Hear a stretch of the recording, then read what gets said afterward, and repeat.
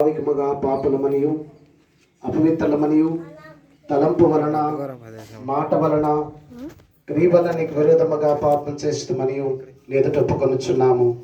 కావున మేము మా ప్రభువైన యేసుక్రీస్తు నిమిత్తమున నీ కృపను బతుకుచు వేడుకొనుచు మితలేని కనికరము గల నీ ఎదుక ఆసన్నకే వచ్చుచున్నాము. మా కొరకు చనిపోటకై ఈ జనమే కుమారునిచ్చిన మిగల కరుణగల దేవా, మమ్మల్ని కనికరించి ఆయన నిమిత్తమున మా సమస్త పాపములకు క్షమాపణ వహించేము. మేము నీ కృప చేత నిత్య జీవం పొందినట్లు నేను గూర్చియు నీ చిత్తమును గూర్చియు సరైన జ్ఞానమును ఈ వాక్యమునకు తగిన విధేయతను నా యందు నీ పరిశుద్ధాత్మ వలన వృద్ధి పొందింపుమని మా ప్రభు అయిన యేసుక్రీస్తు ద్వారా వేడుకొనుచున్నాము. ఆమేన్. మన పరలోకపు తండ్రి సర్వశక్తి గల దేవుడు మనల్ని కనికరించి మన కొరకు చనిపోటుకి తన కుమారునిచ్చి ఆయన మూలమున మన పాపములన్నింటినీ క్షమించున్నాడు. ఆయన నామమందు విశ్వాసం ఉంచు వారికి దేవుని కుమారుడు అధికారం ఇచ్చుచు వారికి తన పరిశుద్ధాత్మను అనుగ్రహించును. నమ్మి బాప్తిసం పొందిన వాడు రక్షింపబడును.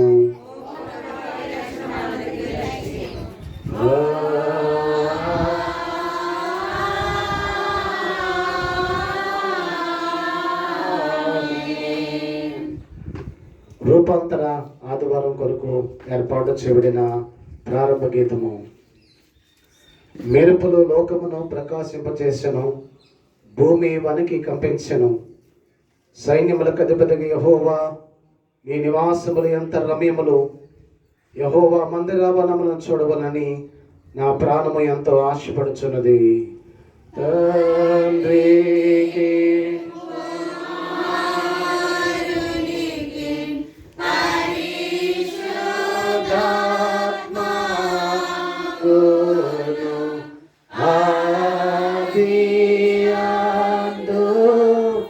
ఇప్పుడు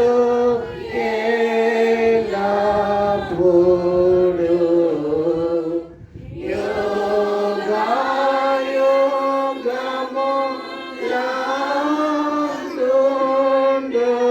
యుగయుగములందుండునట్లు మహిమ కలుగును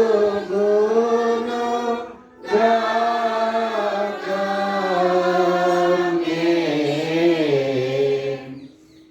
ప్రభువా మామును కనికరింపుము.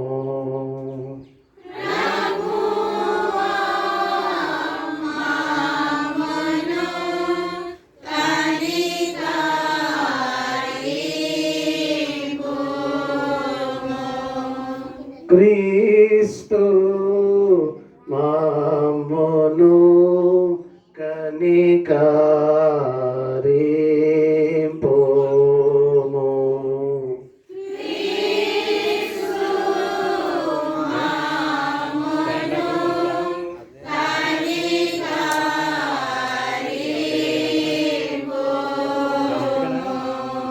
ప్రభువా మామును కనికరింపుము.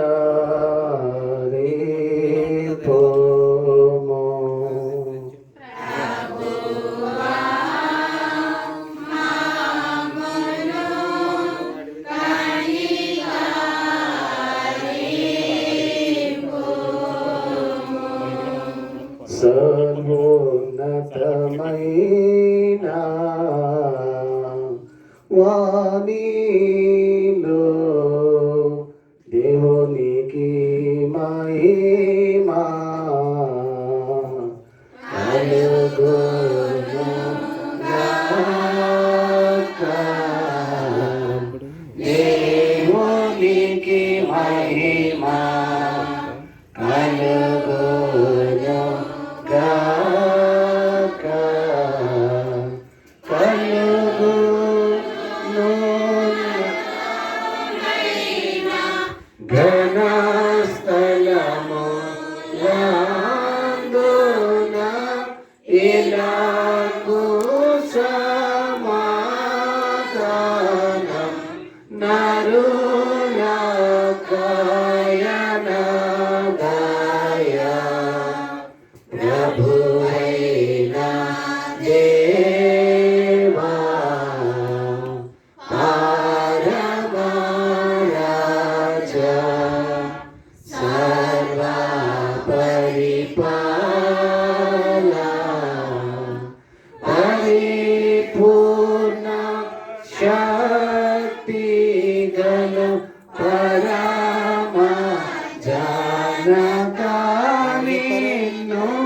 మహిని స్తుతించుచు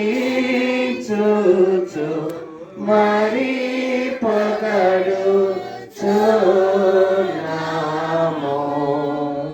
మహిమా పరచుచు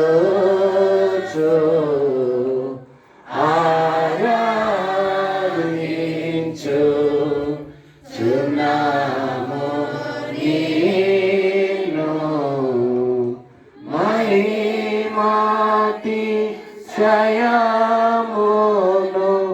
మహిదలంచెయు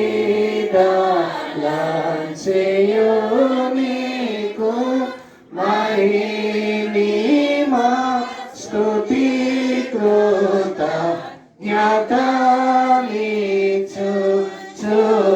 కృతజ్ఞతలిచ్చుచున్నాము ఏక కుమార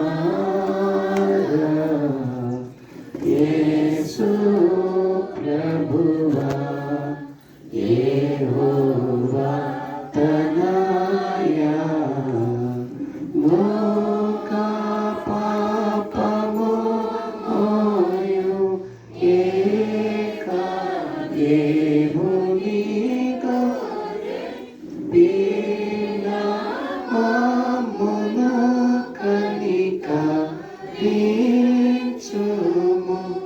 చల్లగా లోక పాపములు మోసుకపోవు యేసు రక్షక వాసిక జనకుని కుడి వైపున కూర్చుండు యేసు మా ప్రార్థన లించి కనికరించు పరిశుద్ధుడవు ప్రభుడవు నీవు ప్రభువైన క్రీస్తు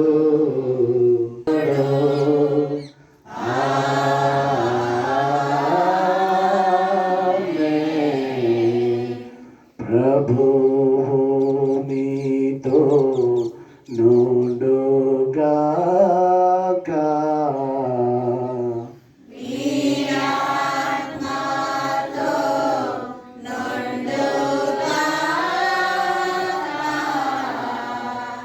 ప్రార్థిద్దుము. ఓ దేవా, నీ జనదేక కుమారుని రూపాంతరమునందు పితరుల సాక్ష్యమును బట్టి మా విశ్వాసమును స్థిరపరిచి ఉన్నాము.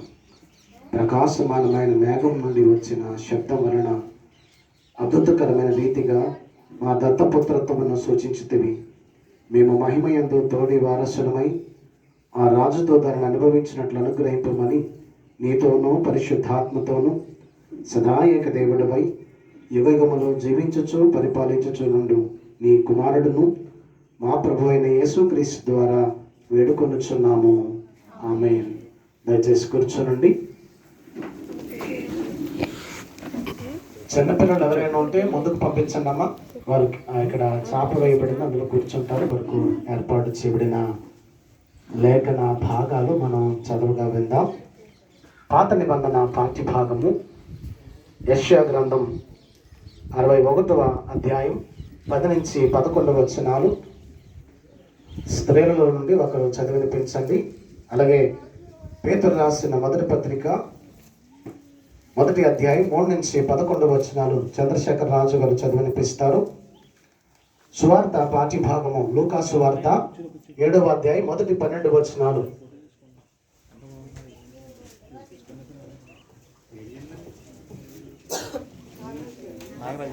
నాగరాజు శ్రవంతి శృంగారమైన పాగ ధరించుకున్న పెళ్లి కుమారుని రీతిగాను ఆభరణములతో అలంకరించుకున్న పెళ్లి కుమార్తె రీతిగాను ఆయన రక్షణ వస్తువులను నాకు ధరింపచేసి ఉన్నాడు. నీతి అను పైబండను నాకు ధరింపచేసి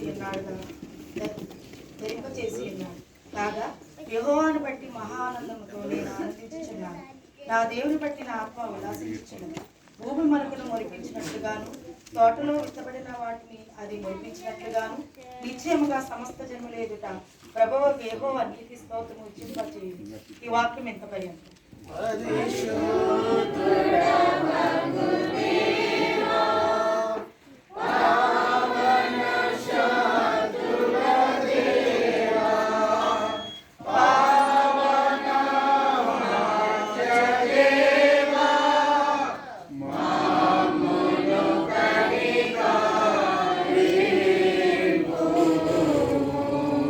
రూపాంతరము తర్వాత ఆదివారం కొరకు ఏర్పాటు చేయబడిన పత్రిక పాఠము పేతురు రాసిన మొదటి పత్రిక మొదటి అధ్యాయము 3 నుంచి 11 వచ్చినాడు. మన ప్రభువుకు యేసుక్రీస్తు తండ్రి అయిన దేవుడు స్తుతింపబడును గాక. మృతుల్లో నుండి యేసుక్రీస్తు తిరిగి లేచడం వలన జీవంతో కూడిన నిరీక్షణ మనకు కలుగునట్లు ఆయన అక్షయమైనదియు నిర్మలమైనదియు వాడబారినది అయిన స్వాస్థ్యము మనకు కలుగునట్లు ఆయన తన విశేష కనికరము చొప్పున మనలను మరలా జన్మింపచేశాను.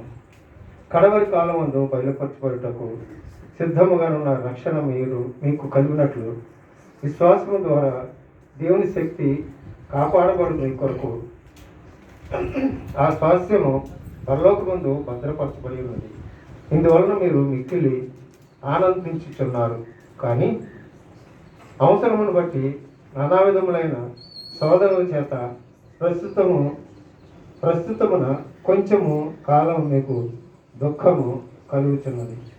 నశించిపోవు సువర్ణ అగ్ని పరీక్ష వలన శుద్ధిపరచబడినది కదా. దానికంటే అమూల్యమైన మీ విశ్వాసము ఈ శోధనల చేత పరీక్షకు నిలిచినదని యేసుక్రీస్తు ప్రత్యక్ష అయినప్పుడు మీకు మెప్పును మహిమయు ఘనతయు కలుగుటకు కారణమును. మీరు ఆయనను చూడకపోయినను ఆయనను ప్రేమించుతున్నారు. ఇప్పుడు ఆయన కన్నులారా చూడక విశ్వసించుచు మీ విశ్వాసములకు ఫలమును అనగా ఆత్మరక్షణ పొందుచు చెప్పసఖ్యము కానీ మహిమయుక్తమునైన సంతోషం గలవారై ఆనందించుతున్నారు. మీకు గలుగు ఆ కృపను గూర్చి ప్రవచించిన ప్రవక్తలు ఈ రక్షణను గూర్చి పరిశీలించు తమ యందు క్రీస్తు ఆత్మ క్రీస్తు విషయమై శ్రమలను గూర్చి వాటి తర్వాత కలగబో మహిమను గూర్చి ముందుగా సాక్ష్యం ఇచ్చినప్పుడు ఆ ఆత్మ ఏ కాలము ఎట్టి కాలమును సూచించు వచ్చునో దానిని విచారించి పరిశోధించేది. ఈ వాక్యం ఎంత పర్యంతం.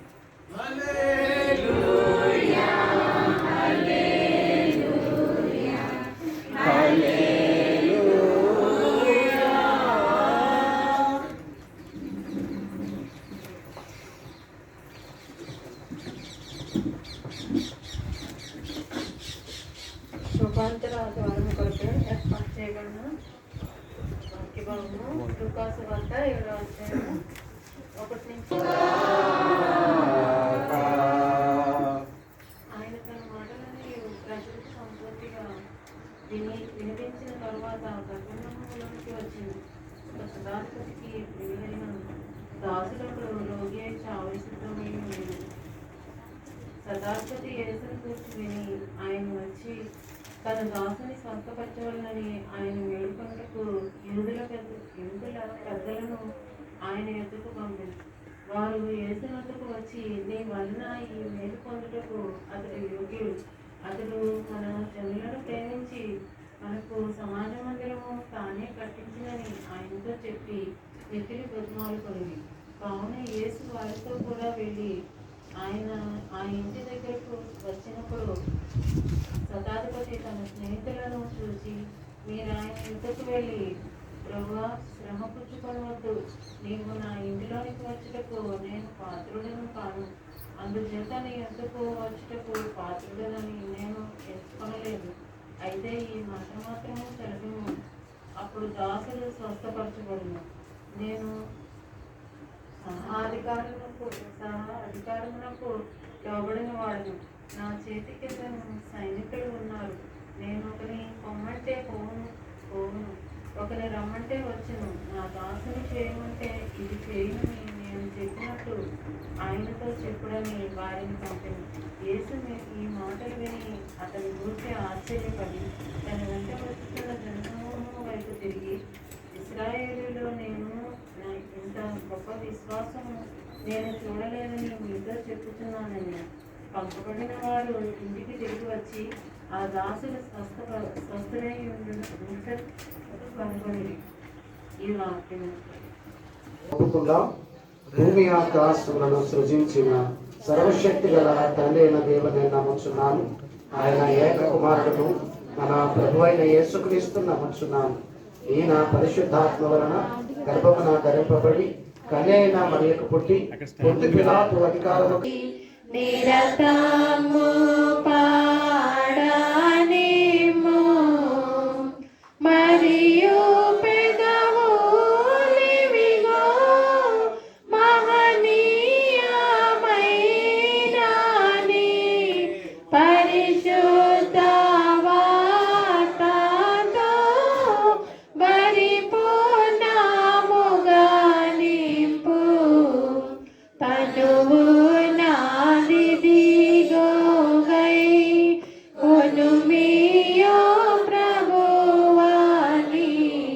పలికి ప్రతిష్ఠించుమి. వెండి పసిడి విగో వీసమైనను నాకై యుండవలెనని కోరాను. నిండైన నీ ఇష్ట నియమంబు చొప్పున మెండుగా వాడబడి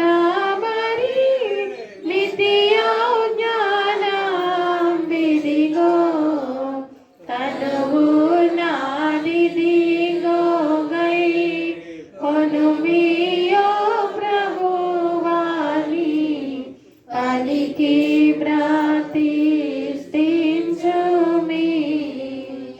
నా ఇష్టమిదిగో ఇది నీ ఇష్టముగా జయ.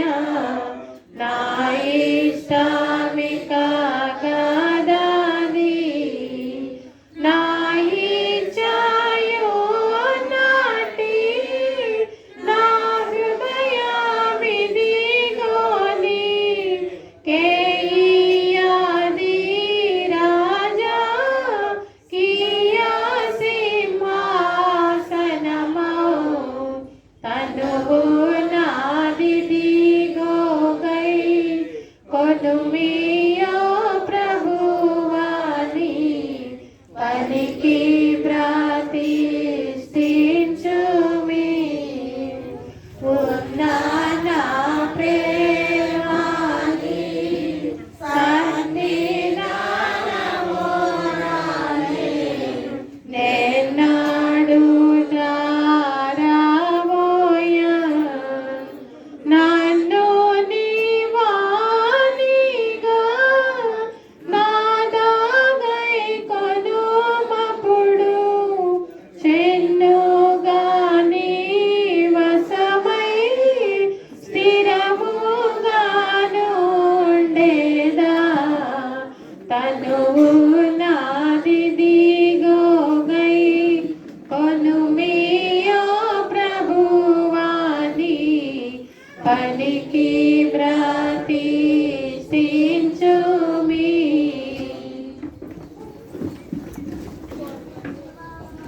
మన తండ్రి దేవుని నుండి ప్రభు అయిన యేసుక్రీస్తు నుండి కృపయు సమాధానం కలుగును గాక. ఆమేన్. దయచేసి కూర్చోనండి.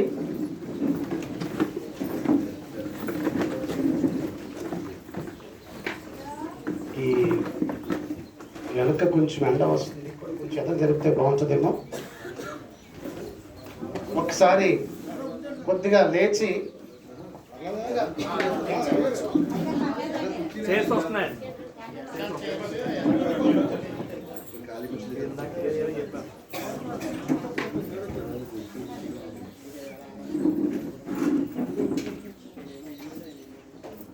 ప్రభునందు ప్రేమైన వాళ్ళారా, రూపాంతర ఆదివార శుభాలు మీ అందరికీ తెలియజేస్తూ ఉన్నాను. మన ప్రభువును రక్షకుడైన యేసుక్రీస్తు పుణ్య నామమును బట్టి మీ అందరికీ వందనాలు తెలియజేస్తున్నాను. దేవుని మహాకృప చేత మనను సజీవ లెక్కలో ఉంచి తన ఉచితమైన కృప చొప్పున ఆయన సన్నిధిలో మనం ఆరాధించడానికి తన కృప అనుగ్రహించిన త్రియేక దేవునికి వందనాలు తెలియజేస్తూ ఈ దినం ఏర్పాటు చేయబడిన వాక్య భాగములు 3 వాక్య భాగాలు మనం చదువుగా విన్నాం. రూపాంతర అనుభవం అనే అంశముతో ఈ దిన వాక్యాన్ని మనం ధ్యానం చేసుకుందాం. రూపాంతరము అనగా రూప ప్లస్ అంతరము అంటే అంతరంగములో మార్పు. ఒక విశ్వాసి జీవితంలో పరివర్తన జరగాలి. అది బాహ్య పరివర్తన కాదు, కానీ ఆంతరంగిక పరివర్తన జరగటం అవసరం అనే సత్యాన్ని మనం గుర్తెరగాలి. రూపాంతరం అంటే ఒక పాపి పరిశుద్ధునిగా మార్చబడటం రూపాంతరం. పాపముల చేత అపరాధముల చేత చచ్చిన వారు క్రీస్తు జీవములో బ్రతకటమే రూపాంతరం. అలాగే గొంగలి పురుగు సీతాకోక చిలుకగా మార్చబడటమే రూపాంతరం. అలాగే మనకు తెలిసినటువంటి గోదావరి వాసులం గనక ఎలస వలస వచ్చి పులసగా మారటమే రూపాంతరం. కనుక గమనించినప్పుడు ఈ పాత నిబంధన పాఠ్యభాగంలో రూపాంతర ప్రత్యేకతలో దేవుడు జ్ఞాపకం చేస్తూ ఉన్నాడు. యెషయా గ్రంథం 61వ అధ్యాయం 10-11 వచనాలు మనం చూస్తే ఆ పెండ్లి కుమారుడు పెండ్లి కుమార్తె గురించి ఇక్కడ తెలియపరచబడుతున్న మాటలు మనం చూస్తాం. శృంగారమైన పాగా ధరించుకున్న పెండ్లి కుమారుని రీతిగాను, ఆభరణముతో అలంకరించుకున్న పెండ్లి కుమార్తెగా రీతిగాను ఆయన రక్షణ వస్త్రము నాకు ధరింపచేసి ఉన్నాడు. పిల్లల ఒక్కసారి మనం పెండ్లి కుమార్తెను పెండ్లి కుమారుని జ్ఞాపకం చేసుకుందాం. ఆ పెండ్లి కుమారుణ్ణి మనం చూస్తే చక్కగా వస్త్రధారణ జరుగుతుంది. తల చక్కగా దూకుంటాడు. ఆ పెళ్లి కొరకు ఇప్పటి దినాల్లో మనం చూస్తే సూట్స్ వేస్తున్నారు. శృంగారమైన పాగా ఆ దినాలు ఉండేదట. శృంగారమైన పాగా ధరించుకున్న పెండ్లి కుమారుడి రీతి అంటే పెండ్లి కుమార్తెకు పెండ్లి కుమారుడికి క్లైమాక్స్ ఏంటంటే వివాహం జరగటం. అంటే వారి యొక్క రూపాంతరం ఏమిటి? అప్పటి వరకు ఒంటరిగా ఉన్నటువంటి వారి జీవితాల్లో వివాహం అయ్యాక ఏమవుతారు? వారిద్దరూ భార్యాభర్తలుగా మార్చబడతారు. ఒంటరి జీవితాల్లో ఒక బాధ్యత, ఒక బాంధవ్యం వారి జీవితాల్లో నెలకొల్పబడుతూ ఉంది. అదేంటంటే భార్యాభర్తలు అనే బంధం. చాలా స్పష్టంగా మనం గమనించినప్పుడు ఆ పెండ్లి కుమార్తె ఆభరణములతో అలంకరించబడటం అనే మాట రాయబడింది.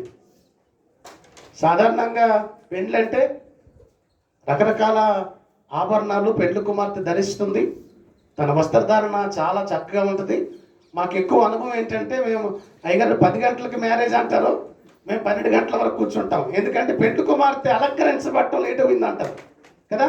పెండ్లి కుమారుడు వచ్చి కూర్చుంటాడు 11 గంటలకి, పెండ్లి కుమార్తె 12 గంటలకు వస్తుంది. దేని కొరకు అంటే ఆమె చాలా బాగా అలంకరించబడి, చాలా బాగా సిద్ధపడి, అవసరమైతే బ్యూటీ పార్లర్ దగ్గరికి వెళ్ళి లేదా అతని ఇంటికి రప్పించుకుని చాలా బాగా అలంకరించబడుకుని ఆమె వివాహానికి వస్తుంది. అంటే ఆ పెండ్లి కుమార్తె పెండ్లి కుమారుడు ఇద్దరు కూడా తయారైనటువంటి విధానం జ్ఞాపకం చేయబడతా ఉంది. అయితే మీరు స్పష్టంగా గమనిస్తే ప్రభు వరుడుగా సంఘం వధువుగా సిద్ధపడాలి అనే ఒక సత్యాన్ని కూడా దేవుడు మనకు జ్ఞాపకం చేస్తూ ఉన్నాడు. ఆయన ఇచ్చేటువంటి వస్త్రాలు ఏమిటంటే రక్షణ వస్త్రాలు, నీతి అనే పైబట్ట ఆయన నాకు ధరింపచేసి ఉన్నాడు అనే మాటలు ఇక్కడ మనం స్పష్టంగా గమనిస్తూ ఉన్నాం. ఒక ప్రత్యేకమైన అలంకరణ, ప్రత్యేకమైన స్థితి ఆయన ఇవ్వబోతున్నాడు. అంటే దేవుని బిడ్డలుగా సిద్ధపడిన వారికి లభించేటువంటి గొప్ప భాగ్యం ఏమిటి అని అంటే రక్షణ వస్త్రాలు. అంటే విశ్వాసి ప్రభువుని అంగీకరించటం ద్వారా రూపాంతరీకరించబడి పొందుకునేటువంటి వస్త్రాలు ఏమిటంట? రక్షణ వస్త్రాలు. నీతి అనే పైబట్ట ఆయన అనుగ్రహిస్తాడు అనే సత్యాన్ని ఇక్కడ జ్ఞాపకం చేస్తున్నాడు. రెండవ అనుభవం ఈ యెషయా ప్రవక్త జ్ఞాపకం చేసిన మాట విత్తనం యొక్క రూపాంతరాన్ని జ్ఞాపకం చేశాడు. ఆ 11వ వచనములో భూమి మొలకను మొలిపించినట్లు, అంటే భూమి ఉత్తినే మొలక మొలిపిస్తుందా? ఆ విత్తనం నాటితేనే కానీ అది మొలక రాదు. అంటే ఆ విత్తనం యొక్క రూపాంతరం ఏమిటంటే మొలకెత్తి ఒక చెట్టుగాను ఒక వృక్షంగాను అది రూపాంతరీకరించబడటం అనే సత్యం అక్కడ జ్ఞాపకం చేయబడుతుంది. అంటే విత్తనం భూమిలో చనిపోయి రూపాంతరము చెంది మొలక మొలుస్తుందట. ఇకను దీని యొక్క ప్రాధాన్యం ఏమిటంటే ఫలించటం అనే మాట గమనిస్తాం. ఆ విత్తనం భూమిలో చనిపోయి అది ఫలించి మొలకగా రావటం, అది చెందేటువంటి రూపాంతరంగా జ్ఞాపకం చేయబడుతుంది. ప్రతి విశ్వాసి ప్రభువులో ఫలించేవాడిగా ఉండాలి అనే సత్యాన్ని ఇక్కడ ప్రభువు జ్ఞాపకం చేస్తూ ఉన్నాడు. ప్రతి విశ్వాసి ప్రభువులో ఫలించాలి. అలా ఫలించాలి అంటే యోహాను సువార్తలో ఆయన జ్ఞాపకం చేశాడు. మరి ప్రభువులో ఉంటే, నా యందు ఉంటేనే మీరు ఫలిస్తారు, నాకు వేరుగా ఉండి మీరు ఫలించలేరు అనే మాట ఆయన జ్ఞాపకం చేస్తూ ఉన్నాడు. విశ్వాసి ఫలించాలి అంటే ప్రభువులో ఉండాలి. నాకు వేరుగా ఉండి మీరేమీ చేయలేరు అనే మాట జ్ఞాపకం చేస్తున్నాడు. కనుక ఈ రూపాంతరం యొక్క ప్రత్యేకతలు యెషయా గ్రంథం ఈ 10-11 వచనాల్లో పెండ్లి కుమారుడు పెండ్లి కుమార్తె వస్త్రధారణ, వారి యొక్క స్థితి, అలాగే విత్తనం యొక్క మొలక, ఆ రూపాంతర స్థితిని ప్రభు ఇక్కడ జ్ఞాపకం చేస్తూ ఉన్నాడు. ఇక సువార్త పాఠ్య భాగం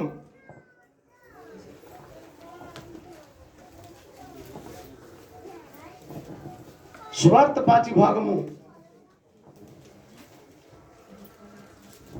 లూకా సువార్త 7వ అధ్యాయం మొదటి 10 వచనాలు చూస్తే శతాధిపతి విశ్వాసిగా రూపాంతరము చెందిన అనుభవం ఇక్కడ జ్ఞాపకం చేయబడుతుంది. ఈ శతాధిపతి విశ్వాసిగా రూపాంతరం చెందటం మనం గమనిస్తే ఈ సువార్త పాఠంలో ఉన్నటువంటి కపెర్నహూములో ఉన్నటువంటి అన్యుడైన శతాధిపతి, ఇతడు అన్యుడు, ఈ రోమా శతాధిపతిగా ఉన్నాడు, ఇతడు అన్యుడు. ఈ అన్యుడైనటువంటి శతాధిపతి విశ్వాసిగా రూపాంతరం చెందాడు. ఎలా రూపాంతరం చెందాడో కొద్ది నిమిషాలు మనం ధ్యానం చేద్దాం. మొట్టమొదటి మాట చూస్తే ఇతడు శతాధిపతి అనే మాట రాయబడింది. రోమా శతాధిపతిగా ఉన్నాడు. ఇతడు ఒక ఆర్డినరీ వ్యక్తి కాదు. 100 మంది సైనికులకు అధిపతిగా పనిచేస్తూ ఉన్నాడు. మరి శతాధిపతి అనేవాడు రోమా సైన్యానికి బ్యాక్ బోన్ వంటి వాడు. యుద్ధములో సైన్యానికంటే ముందుగా ఆ సైన్యాధిపతి నిలబడతాడట. అంత మాత్రమే కాక ఆ సైన్యములో తన ప్రాణాన్ని సైతం దారపోయటానికి వెనుకాడని మనస్తత్వం కలిగిన వాడు. అందుకే అలాంటి వారినే శతాధిపతిగా ఏర్పాటు చేస్తారు. అంటే శతాధిపతి ధైర్యంగా ఉంటే వెనక ఉన్న సైనికులు కూడా ధైర్యంగా యుద్ధంలో పోరాడతారు. శతాధిపతి పిరికివాడిగా ఉంటే సైనికులు కూడా పిరికివాడిగా ఉంటారు. కనుక ఆ శతాధిపతి యుద్ధంలో తన ప్రాణాన్ని సైతం వెనుకాడక ఇవ్వటానికి సిద్ధపడేటువంటి మనస్సు కలిగిన వాడు. రెండవ లక్షణం చూస్తే శతాధిపతి తన దాసునిలా కనికరం కలిగిన వాడు. తన దాసుని ప్రేమించాడు. ఏ ఇబ్బంది అయినా పర్వాలేదు, తన దాసుని అనారోగ్యం నుండి విడిపించాలని ఆశపడినవాడు. రోమా చట్ట ప్రకారం దాసుడు అంటే బానిస, అంటే కొనబడిన వాడు అన్నమాట. కొంత డబ్బుకు ఒక వ్యక్తిని కొంటారు. ఆ వ్యక్తిని తమ ఇంట్లో ఏ పనైనా చేయించుకుంటారు. అతడు బానిసగా ఉంటాడు. అతనికి ఎటువంటి హక్కులు ఉండవు. బానిసగా కొనబడిన వాడికట ఎటువంటి హక్కులు ఉండవు. రోమా చట్ట ప్రకారంగా బానిసగా కొనబడిన వాడికి ఎటువంటి ఆధిక్యతలు ఉండవు, ఎటువంటి హక్కులు ఉండవు. ఇంకొక విషయం ఏమిటంటే, ఒకవేళ ఆ బానిస జబ్బు పడితే అతను వదిలిపెట్టేయడమో చంపేయటం కూడా చేస్తారట. ఎందుకంటే కొనుక్కున్న వాడిదే సర్వాధికారం కనుక అతడు పనికిరాడు. ఇక పనికంటే జబ్బు పడితే అతను చంపైనా చంపేస్తారు, విడిచిపెట్టైనా విడిచిపెట్టేస్తారు తప్ప అతడి మీద ఎప్పుడూ కూడా ఎటువంటి శ్రద్ధ కనపరచని స్థితి. అయితే ఇక్కడ మనం గమనిస్తే ప్రతి సంవత్సరం మెడికల్ చెకప్ జరుగుతుందంట. ఆ దాసునికి బాగున్నాడా లేదా అని పరీక్ష చేస్తారు. బాగోపోతే ఒక పనికిరాని ఎద్దు మరి దాన్ని ఎలా వదిలిపెట్టేస్తారో అలా ఒక వస్తువుగానే చూస్తారు తప్ప ఒక మనిషిగా చూడరట దాసుని. ఇక్కడ మనం గమనిస్తే ఈ రోమా చట్టానికి భిన్నంగా శతాధిపతి ప్రవర్తిస్తూ ఉన్నాడు. తన దాసుడు అస్వస్థత చెందగా అతని స్వస్థత కొరకు తపన పడుతున్నవాడు ఆ దాసుని తన తోటి దాసునిగా ప్రేమించాడు. రోమా సైనికులు లేదా రోమా ప్రజలు తమ దాసుని ఎప్పుడు కూడా తోటివానిగా భావించరట. కానీ ఇక్కడ గమనిస్తే ఈ శతాధిపతి ఆ దాసుని ప్రేమించాడు, ఆ దాసుని ఆరోగ్యం కొరకు శ్రద్ధ వహించాడు, అతను ఎలాగైనా కాపాడాలనే తపన కలిగి ఉన్నాడు. చూడండి 3వ వచనం, శతాధిపతి యేసుని గురించి విని ఆయన వచ్చి తన దాసుని స్వస్థపరచవలని ఆయనను వేడుకొంటకు యూదుల పెద్దలను తన దాసుని స్వస్థపరచమని వేడుకోవటానికి ఆ యూదుల పెద్దలను పంపించాడు. మత్తయి సువార్తలో తానే స్వయంగా వెళ్ళినట్టు రాయబడింది. కానీ లూకా సువార్తలో యూదుల పెద్దలను పంపించాడు అనే మాట రాయబడింది. మూడవదిగా అయితే 3వ లక్షణం ఏంటంటే ఆధ్యాత్మికత కలిగిన వ్యక్తి. ఇతడు ఆధ్యాత్మికత కలిగిన వ్యక్తి. ఆనాటి రోమీలు ఏం చేసేవారంటే ఈ యూదులను అదుపులో ఉంచటానికట వారి కొరకు సునగోగులు నిర్మించేవారు, అంటే ఆరాధనా కేంద్రాలు. అలాంటి సునగోగు వీరి కొరకు నిర్మించాడు. ఆ 5వ వచనం మీరు చూస్తే అతడు మన జనులను ప్రేమించి మనకు సమాజ మందిరము తానే కట్టించినని ఆయనతో చెప్పి మిక్కిలి బ్రతిమాలుకునేది. మనను ప్రేమించి అక్కడ గమనిస్తే అతడు ఆధ్యాత్మిక చింతన కలిగినటువంటి శతాధిపతిగా ఉన్నాడు. ఆ సునగోగు నిర్మించటంలో అతడు శ్రద్ధ వహించాడు, అక్కడ ఉన్నటువంటి జనులను ప్రేమించాడు అనే సత్యాన్ని ఇక్కడ మనం గమనించగలం. అంతేకాక అతని గురించి మాట్లాడుతూ 4వ వచనం అంటాడు, వారు యేసునందుకు వచ్చి నీ వలన ఈ మేలు పొందుటకు అతడు యోగ్యుడు. అయ్యా నీవి మేలు చేయటానికి అతడు యోగ్యుడు అంటున్నారు. అంటే యోగ్యమైన జీవితం కూడా కలిగి ఉన్నాడు. ఒక వ్యక్తికి యోగ్యమైన జీవితం ఎప్పుడు వస్తుందంటే యేసు ప్రభుని రక్షకుడిగా అంగీకరించిన లేదా యేసు ప్రభుని ఎరిగిన వ్యక్తిగా ఉన్నటువంటి ప్రతి వ్యక్తికి వారి జీవితాల్లో ఆధ్యాత్మిక చింతనతో పాటు యోగ్యత కలిగిన జీవితం వారికి అనుగ్రహించబడుతుంది అనే సత్యాన్ని సమయంలో జ్ఞాపకం చేస్తూ ఉన్నాను. అతడు ఈ మేలు పొందటానికి యోగ్యుడు, ప్రభు చేత రక్షించబడినటువంటి వ్యక్తి. అతడు యోగ్యునిగా తన ప్రవర్తన ఉంది అనే మాట జ్ఞాపకం చేస్తున్నాను. 4వదిగా చూస్తే అతడు యూదులను ప్రేమించినవాడు.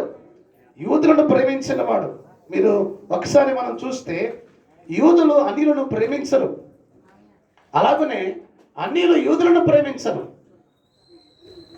ఆనాటి దినాల్లో ఉన్నటువంటి స్థితి ఏంటంటే ఎందుకు ప్రేమించరు అంటే వారు విగ్రహాలను ఆరాధిస్తారు కనుక, ఏకదేవత ఆరాధన వారికి ఉండదు కనుక, వారు బలులు అర్పిస్తారు కనుక యూదులు యూదేతరులను ప్రేమించేవారుగా లేరు. అలాగే యూదేతరులు కూడా యూదులను ప్రేమించరట. కానీ ఇక్కడ జరుగుతున్నటువంటి విధానం మనం చూస్తే ఇక్కడ ఒక మాట మనం చూస్తాం, మనను ప్రేమించి అనే మాట. అంటే యూదులను ప్రేమించాడు. రోమీయుడు యూదులను ప్రేమించడం, వారికి వీరికి మధ్య ద్వేషం. కానీ ఇక్కడ ఈ శతాధిపతి యూదులను ప్రేమించిన వాడు. అంటే యూదులకు రోమీయులకు స్నేహం లేని స్థితి ఇక్కడ చూస్తే ఇక్కడ స్నేహభావం కలుగుతూ ఉంది. స్నేహబంధంతో అతడు ప్రవర్తిస్తూ ఉన్నాడు. అందుకే 6వ వచనంలో మనం చూస్తే కావున కావున యేసు వారితో కూడా వెళ్ళను. ఆయన ఇంటి దగ్గర వచ్చినప్పుడు శతాధిపతి తన స్నేహితులను చూచి, చాలండి ఆ మాట, ఎంతగా ఉంది అంటే ఆ బంధం, వారి మధ్య స్నేహబంధం ఉందట. శతాధిపతి తన స్నేహితులను చూచి అనే మాట రాయబడింది. యూదులు రోమిలతో స్నేహం చేయరు, కానీ ఇక్కడ ఏమైందంట, ఆ శతాధిపతి యూదులను స్నేహితులుగా చేసుకున్నాడు. వారి మధ్య ఏముందంట, స్నేహబంధం ఉంది అనే మాట జ్ఞాపకం చేస్తున్నా. అతనిలో రోమా చట్ట ప్రకారమైన ఆలోచనల్ని విడిచిపెట్టి ప్రభు చిత్తానుసారమైన ప్రేమ కలిగిన నడత నడుస్తూ యూదులను ప్రేమించేవాడిగా ఉన్నాడు అనే మాట జ్ఞాపకం చేస్తున్నా. తన స్నేహితులను చూచి అనే మాట ఇక్కడ జ్ఞాపకం చేయబడింది. అంటే యూదులను స్నేహితులుగా భావించాడు. సాధారణంగా మీరు గమనిస్తే స్నేహబంధం అంటే ఎలా ఉంటుందంటే, ఇంట్లో తల్లిదండ్రులకు లేదా భర్త అయితే భార్యకు చెప్పలేని విషయాలు స్నేహితుతో మాత్రమే పంచుకుంటాడంట. మీరు చాలా స్పష్టంగా గమనిస్తే స్నేహబంధం ఎలాంటిదంటే, ఒక స్నేహితుడు తన స్నేహితుల కొరకు ప్రాణం పెట్టడానికైనా వెనుకాడడు. అది స్నేహబంధం అంటే. బహుశా ఈ శతాధిపతి ఎంత స్నేహబంధాన్ని యూదుల పట్ల కలిగి ఉన్నాడంటే, తన స్నేహితులను చూచి అని మాట రాయబడింది. అంటే వారందరినీ స్నేహితులుగా భావించాడు. దేవునికి దగ్గరగా జరిగిన జీవితం ఈ శతాధిపతిలో మనం స్పష్టంగా చూడగలం. ఇక 5వదిగా చూస్తే అతడు విధేయత కలిగిన వాడు అనే మాట జ్ఞాపకం చేస్తున్నా. ఒక మతనిష్ట కలిగిన యూదులట అన్యుని ఎంట ప్రవేశించడు. అపోస్తలుల కార్యగ్రంథం 10వ అధ్యాయం 28వ వచనం ఒకసారి తీసిన వారు తొందరగా చదవండి. అపోస్తలుల కార్యముల గ్రంథం 10వ అధ్యాయం 28వ వచనం. పేతురు మనుషుల యొద్దకు దిగివచ్చి, ఇదిగో మీరు వెతుకువాడను నేనే, మీరు వచ్చిన కారణం ఏమని అడిగాడు. 10:28. అప్పుడు అతడు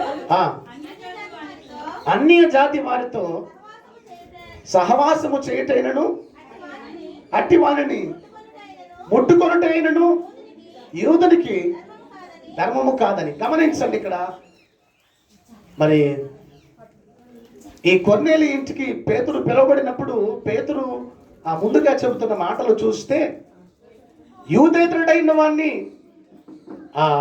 యూదులు ముట్టుకుంటైనా ఆ ఇంట ప్రవేశించటం అయినా మాట్లాడటం అయినా నిషేధంగా ఉంది. ఇక్కడ గమనిస్తే ఈ శతాధిపతి యూదులను స్నేహం చేస్తూ మరి వాడిని ప్రేమించేవాడిగా మాత్రమే ఉండడం కాకుండా చాలా విధేయత కలిగిన వాడిగా ఉన్నాడు. ఆ విధేయత ఏంటి? 7వ అధ్యాయం 6వ వచనం చూస్తే, కిందకు వచ్చేద్దాం. మీ నాయన యొద్దకు వెళ్ళి, ప్రభువా శ్రమ పుచ్చుకొనవద్దు, నీవు నా ఇంటిలోనికి వచ్చుటకు నేను పాత్రుడను కాను. తను తాను తగ్గించుకుంటున్నాడు ఈ శతాధిపతి. అయ్యా, నువ్వు శ్రమ పుచ్చుకోవద్దు, నీవు నా ఇంటిలోనికి రావటానికి నేను పాత్రుడను కాను. ఎంతగా తగ్గించుకున్నాడంటే, అధికారం కలిగిన వ్యక్తి అతను. రోమా శతాధిపతి. నేను ఒకరిని రమ్మంటే వస్తాడు, ఒకడు పొమ్మంటే పోతాడు, నాకు చాలా అధికారం ఉంది.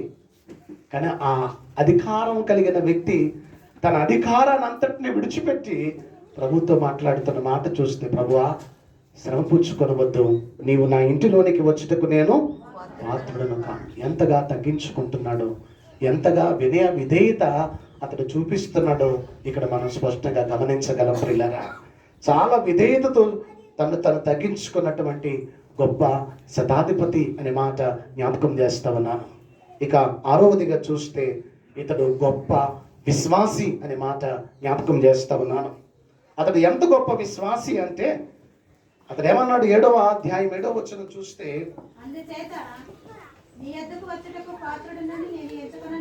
అయితే మాట మాత్రము సెలవిమ్ము, అప్పుడు నా దాసుడు స్వస్థపరచబడు.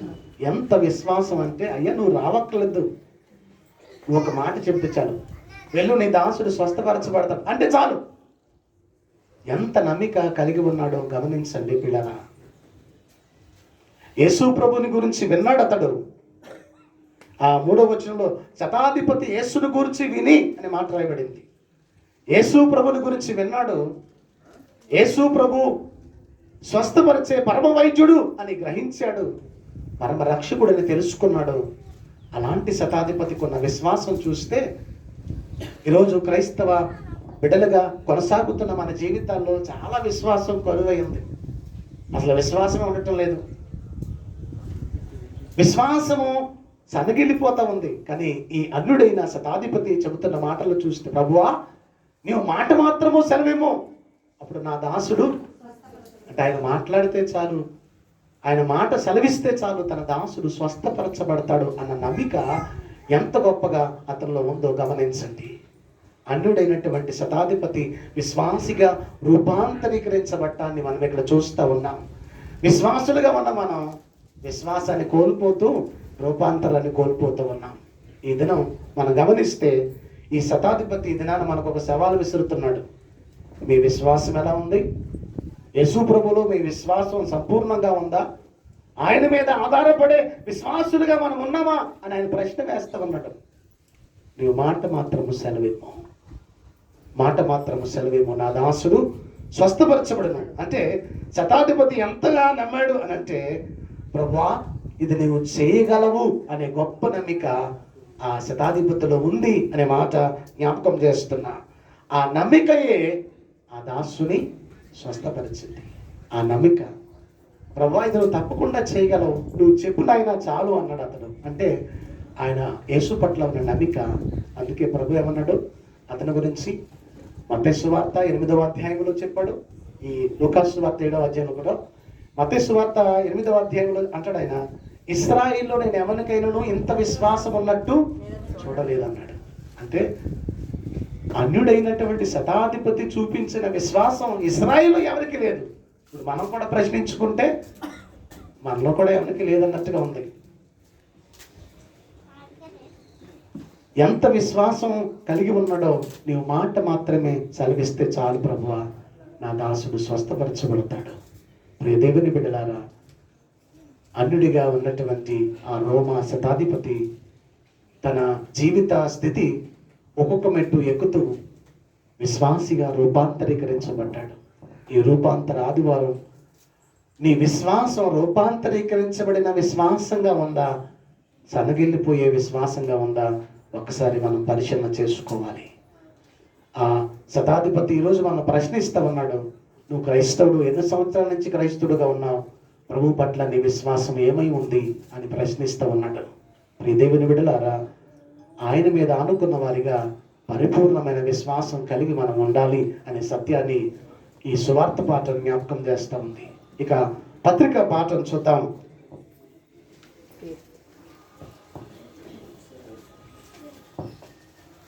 పత్రిక పాఠం మనం గమనిస్తే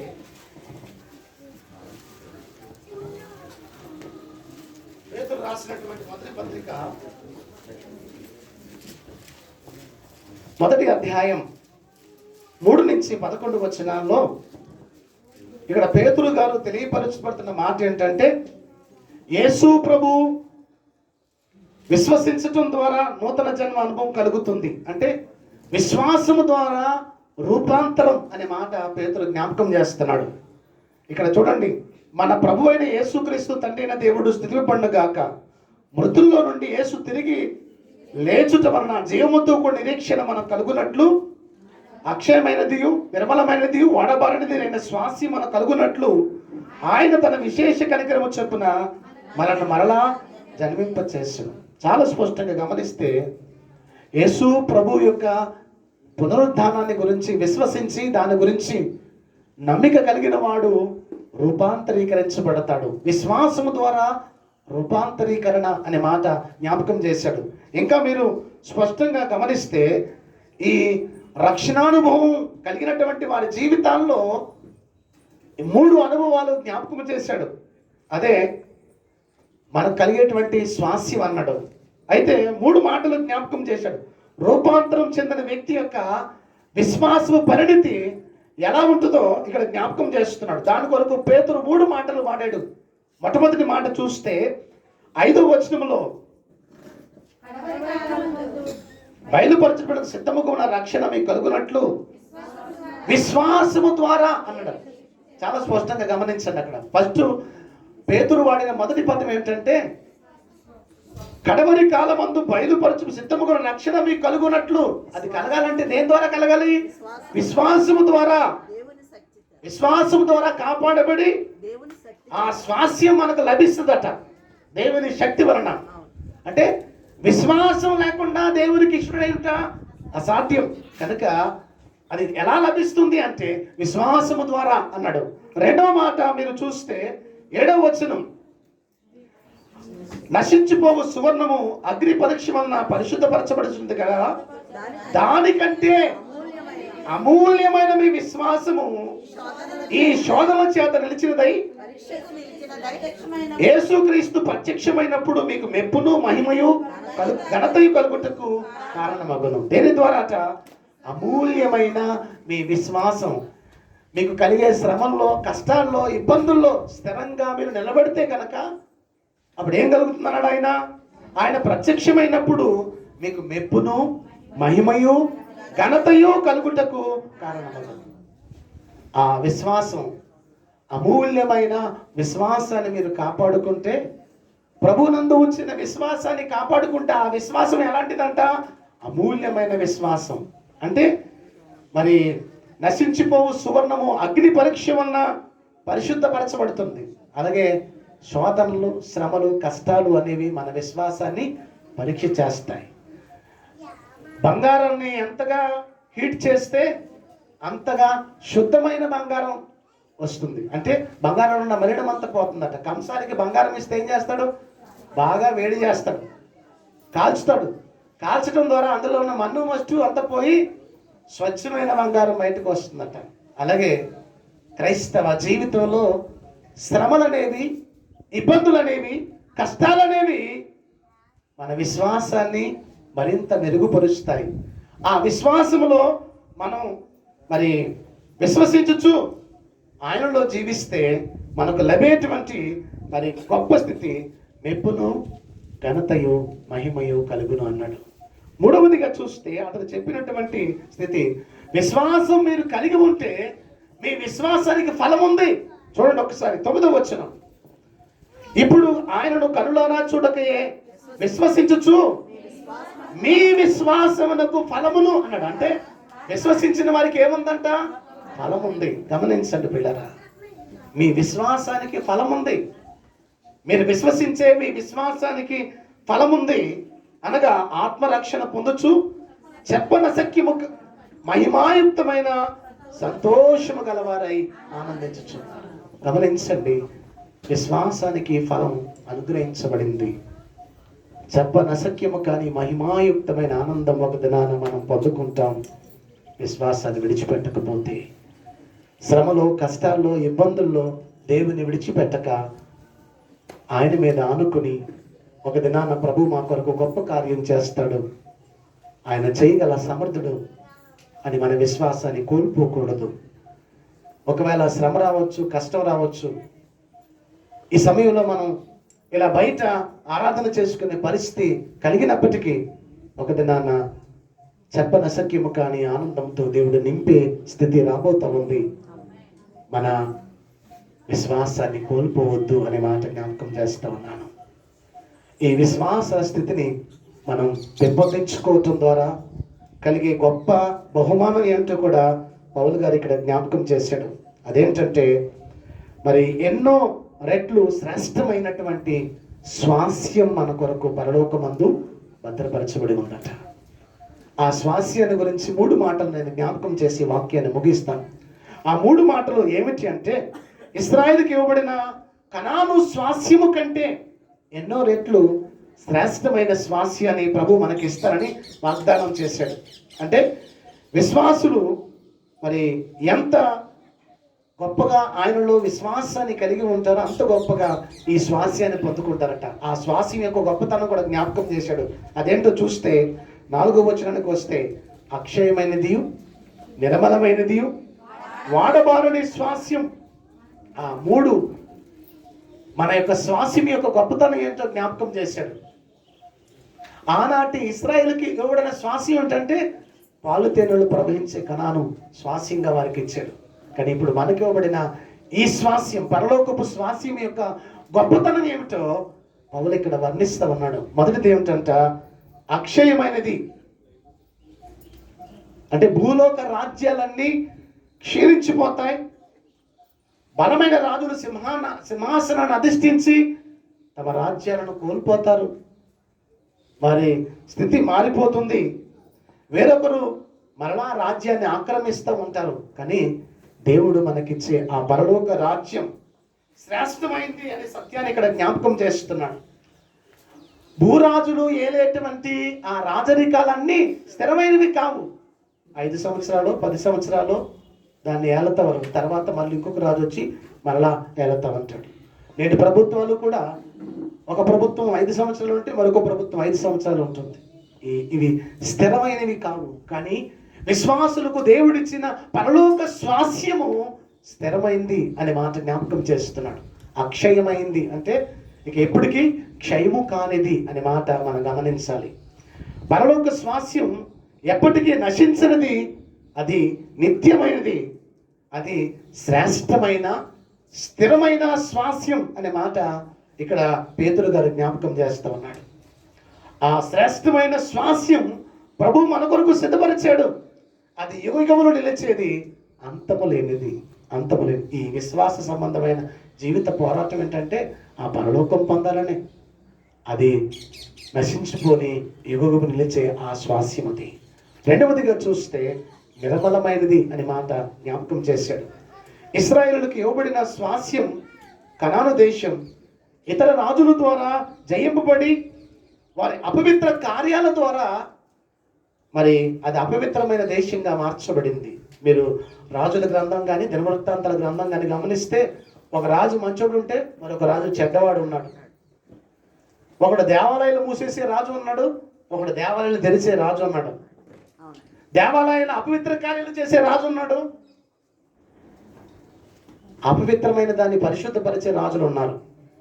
అంటే వారి యొక్క అపవిత్రమైన క్రియల ద్వారా ప్రజలను దేశాన్ని అపవిత్రపరిచారు. అంటే ఆనాటి దేశపు స్థితి ఎలా ఉందంట, అపవిత్రమైపోయింది మనుషుల కార్యముల చేత. కానీ దేవుడు తన బిడ్డలకు ఇచ్చే ఆ స్వాస్యం అనగా విశ్వాసులకు ఇచ్చే స్వాస్యం ఎలాంటిదట, నిర్మలమైనది అని మాట రాయబడింది. పిల్లలు గమనించండి, నిర్మలం అని అంటే ఎటువంటి కల్మషం కపటం లేనిదన్నమాట. నిర్మలమైనది, మనసులో ఎటువంటి కపటం ఉండదు, ఎటువంటి వేషధారణ ఉండదు, అది నిర్మలత్వమైంది అన్నమాట. అందుకే ప్రభు చిన్న బిడ్డలనే పోల్చాడు. మీరు గమనించండి, చిన్న బిడ్డల వలె మార్పు చెందకపోతే పరలోక రాజ్యం ఉంటుంది. చిన్న బిడ్డలకి ఎలా ఉంటుంది, ఇద్దరు అక్కడే కూర్చుంటారు, అప్పుడే కొట్టుకుంటారు, మళ్ళా కొంచెం తర్వాత భుజాల మీద చేయలేసుకుని వెళ్ళిపోతారు. ఏంటో ఇప్పుడు కొట్టుకున్నాం అనే ఆలోచన వాళ్ళకు ఉంటుందంట. వాళ్ళ మనస్సుల్లో ఎలాంటి ద్వేషం ఉండదు, అసూయ ఉండదు, నిర్మలమైన మనస్సు చిన్న బిడ్డలది. అందుకే ప్రభు చిన్న బిడ్డలతో పోల్చాడు. ఇప్పుడు ఈ పరలోక స్వాస్యం కూడా ఎలాంటిదంట, నిర్మలమైనది. పవిత్రమైన హృదయాలు కలిగిన వారు అందులోకి చేర్చబడతారు. అది చాలా అపవిత్రం కానటువంటి నిర్మలమైన స్వాస్యం అది అనే మాట ఇక్కడ జ్ఞాపకం చేస్తున్నాడు. ఇంకా ప్రకటన గ్రంథం దాని గురించి జ్ఞాపకం చేస్తూ, నిషిద్ధమైనది, అసహ్యమైనది, అబద్ధమైన దాన్ని జరిగించు వాడు దానిలో ప్రవేశింపడన్నాడు. నిషిద్ధమైన దాన్ని, అసహ్యమైన దాన్ని, అబద్ధమైన దానిని జరిగించు వాడు దానిలో ప్రవేశింపలేడంట. ఎందుకంటే అది నిర్మలమైంది కనుక. నిర్మలమైన ఆ స్వాస్యం పొందటానికి మనం కూడా నిర్మలంగానే మార్చబడాలి. అందుకే మన జీవితాలకు రూపాంతరం అవసరం అన్నాడు ఆయన. రూపాంతరం ఏంటంటే అంతరంగంలో మార్పు జరిగితే ఇక ఆ కల్మషం అంతా కడిగివేయబడుతుంది పిల్లరా. ఇక మూడవదిగా చూస్తే వాడబారని స్వాస్యం అన్నాడు ఆయన. అనగా నిత్యము తన స్వాస్యాన్ని దేవుడు మనకు అనుగ్రహిస్తానంటున్నాడు. అది ఎవరికంటే నూతన జన్మము పొందిన వారికి అంట, క్రీస్తులో పాప జీవితాన్ని విడిచిపెట్టి నూతనంగా మార్చబడిన వారికి. గమనించండి, మానవులకు మామూలు పుట్టినరోజులు ఉంటాయి, కానీ రీబర్త్ అంటే తిరిగి జన్మించటం అనే అనుభవం ఏంటంటే యేసు ప్రభువుని రక్షకుడిగా అంగీకరించి ఈ పాప మాలిన్యాన్ని విడిచిపెట్టిన దినమే మనిషి తిరిగి జన్మించిన అనుభవం అనే మాట జ్ఞాపకం చేస్తున్నా. ప్రతి విశ్వాసికి ఈ తిరిగి జన్మించిన అనుభవం ఉండాలంట. నేను పలానా రోజున బాప్తిసం తీసుకున్నానని చెబుతున్నావు, కానీ ఆ బాప్తిసం నాన్న మార్పు లేకుండానే ఒకవేళ బాప్తిసం జరగవచ్చు. కానీ రీబర్త్ అంటే ఇక ఆ పాపాన్ని చేయకుండటం, పాపపు జోలికి వెళ్లకుండా ఉండటం, పవిత్రంగా ప్రభు కొరకు జీవించడానికి తీసుకున్న తీర్మానం, ప్రభువులో పరిశుద్ధంగా జీవించిన జీవితం, అదే మరి రీబర్త్ అంటే నూతన జన్మ అనుభవం అనే మాట జ్ఞాపకం చేస్తున్నాను. పిల్లరా, మరి అనేక మంది, చాలా మంది చెప్పే మాట, వేదిక మీద దైవజనులు చెప్పే మాట, నా నూతన జన్మ అనుభవం పలానా రోజున జరిగిందంటారు. అంటే నేను రక్షించబడిన దినమే నాకు నూతన జన్మ, నా పుట్టినరోజు కంటే నేను ఈ దినాన్ని జ్ఞాపకం చేసుకుంటాను అంటారు. కనుక ఈ స్వాస్యములో వాడబారని ఆ స్వాస్యం ఎలా లభిస్తుంది అంటే నూతన జన్మ అనుభవం ద్వారా దేవుడు ఆ స్వాస్యాన్ని అనుగ్రహిస్తాడు. ఆ స్వాస్యం శాశ్వతమైనది, స్థిరమైంది కూడా. తన బిడ్డల కొరకు ఆయన సిద్ధపరిచిన స్వాస్యం స్థిరమైంది, శాశ్వతమైంది. ప్రియ దేవుని బిడ్డలారా, ఈ లోకంలో ప్రభు బిడ్డలుగా ప్రభు కొరకు నీతి న్యాయములు కలిగి విశ్వాసముతో ఆయన అనుసరించిన ఆ బిడ్డలకు అనుగ్రహించబడే ఆ స్వాస్యం వాడబారని స్వాస్యం అనే మాట జ్ఞాపకం చేస్తున్నాడు. ఆ స్వాస్యం సంపాదించటం విశ్వాసం ద్వారా తప్ప ఏ విధంగా అది దొరకదు అనే సత్యాన్ని మనం గమనించాలి. అంతేకాకుండా ఆ స్వాస్యము పరలోకమందు మన కొరకు భద్రపరచబడి ఉంది. అందుకే మత్తయి సువార్తలో అంటాడు, మీ భూమి మీద మీ కొరకు ధనం సిద్ధపరచుకోవద్దు, పరలోకమందు మీ కొరకు ధనం సిద్ధపరచుకోండి. అక్కడ చిమెటైనను తుప్పైనను దాన్ని కొట్టదు అంటాడు ఆయన. అంటే ఆ స్వాస్యం చెరిగిపోయేది కాదు, తుప్పు పట్టేది కాదు, పురుగులు పట్టి చెడపట్టేది కాదు. ఆ స్వాస్యం అది స్థిరమైంది, శాశ్వతమైంది. కనుక అది దొంగలు కన్నము వేయరు, నిత్యము దేవుని మహిమ అక్కడ ఉంటుంది అనే మాట జ్ఞాపకం చేయబడుతుంది. ఇలా నేను ముగిస్తూ ఉన్నాను. ఒక మాట జ్ఞాపకం చేసి నేను ముగిస్తాను. ఆ పొలుసు గురించి ఒక మాట నేను జ్ఞాపకం చేసి ముగిస్తాను. నర్సాపురం దగ్గర ఉన్న గోదావరి సముద్రం, అది సముద్రంలో కలుస్తుంది. ఇక్కడ ఎలస అనే ఒక రకమైన చేప తన ప్రయాణాన్ని సాగిస్తుందంట. ఎదురెదుతుందంట ఆ చేప. ఎలసగా ఉన్నప్పుడు ఆ చేప ఖరీదు చాలా తక్కువ, పెద్ద రేటు ఉండదు, డిమాండ్ ఉండదు. కానీ అది ఎదురిది కొత్తగా వచ్చే గోదావరి నీటికి ఆ నీరు తాగి తన రూపాన్ని మార్చుకుంటుందంట. మార్చుకున్నప్పుడు అది ఏమవుతుందంట, పులసగా మార్చబడుతుంది. పులసగా మారిన తర్వాత దాని ఖరీదంతా ఒక చిన్న చేప 5,000, 3,000, 6,000. ఇంతకుముందు దానికి విలువ లేదు, కానీ దాని విలువ అది గోదావరికి ఎదురీతి వచ్చింది. అది సాధారణంగా ఈ గోదావరి నీరు సముద్రంలో కలుస్తుంది, కానీ ఆ చేప సముద్రం నుండి గోదావరికి ఎదురెత్తుతుందంట. అది ఎదురెత్తినప్పుడు దానికి ఈ ఆటుపోట్లన్నీ తట్టుకుని ఈ క్రొత్త నీరు తాగిన తర్వాత దాని రూపం, దాని రుచి మారిపోతుంది. అదే మనం పులస చేప అనుకుంటా ఉన్నాం. దాని యొక్క రుచి చాలా గొప్పగా ఉంటుంది, దాని స్థితి మారిపోతుంది, దాని విలువ మారిపోయింది. ఇప్పుడు యేసు ప్రభువునందు ఇలసగా ఉన్న మనం పులసగా మారితేనే మన రూపాంతర అనుభవం, మన జీవితాలకు విలువ, గొప్పతనం లభిస్తుంది. కనుక ఈ రూపాంతర ఆదివారం ఒక ఇలస చేప పులసగా మారి తన రూపాంతరపు స్థితిలో ఎంత విలువ అది పొందుకుందంటే, ఒక చిన్న చేప పడిన వెంటనే ఈ బొబ్బర్లంకలో ఈ పులస చేపలు ఎక్కువ దొరుకుతాయంట. అక్కడ ఆ చేప గడ్డుకు తెచ్చినప్పటికే బేరం ఆడేసుకుంటారు. ఎంతమంది అంటే ఎంతమంది దాన్ని కొనాలని ఆశపడుతూ ఉంటారు. మంత్రులకి ఆ చేప వండి తీసుకెళ్తూ ఉంటారు హైదరాబాద్. అంత గొప్ప ప్రాధాన్యత ఉంది ఆ చేపకి. అంటే దాని విలువ ఎలా మారిపోయిందో గమనించండి. దాని విలువ మారిపోయింది. ఒకప్పుడు ఇలసగా ఉన్నప్పుడు దానికి ఏం విలువ లేదు, కానీ అది వలస వచ్చి పులసగా మారిన తర్వాత అది విలువ కలిగిందిగా, ప్రాధాన్యమైందిగా మారిపోయింది. ఇలసగా ఉన్న మన జీవితాల్లో ఈ ఆటుపోట్లకు ఎదురీతి ప్రభు కొరకు నీ జీవితం మార్చబడితే నీ విలువ పెరుగుతుంది, నీ స్థితి మార్చబడుతుంది. నిర్మలమైన, అక్షయమైన, వాడబారని స్వాస్యం పరలోకమందు దేవుడు మనకి ఇచ్చాడు.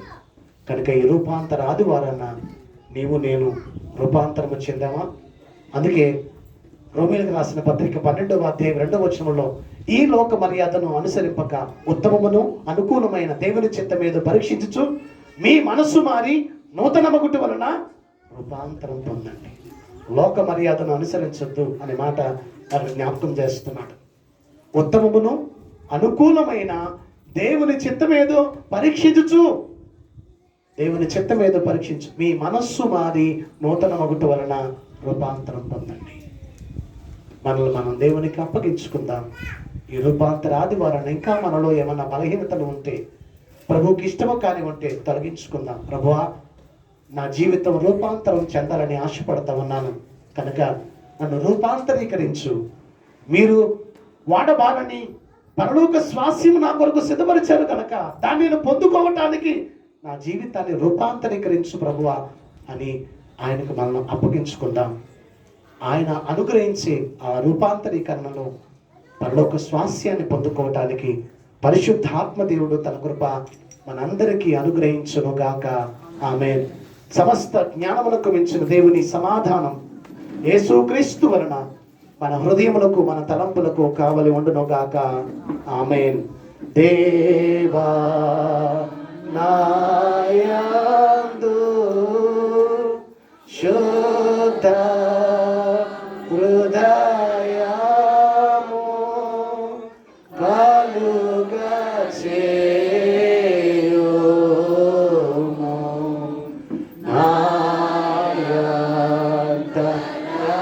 నాయంతరంగములో స్థిరమైన మనసును కలగుగా పుట్టించుము. నీ సన్నిధానములో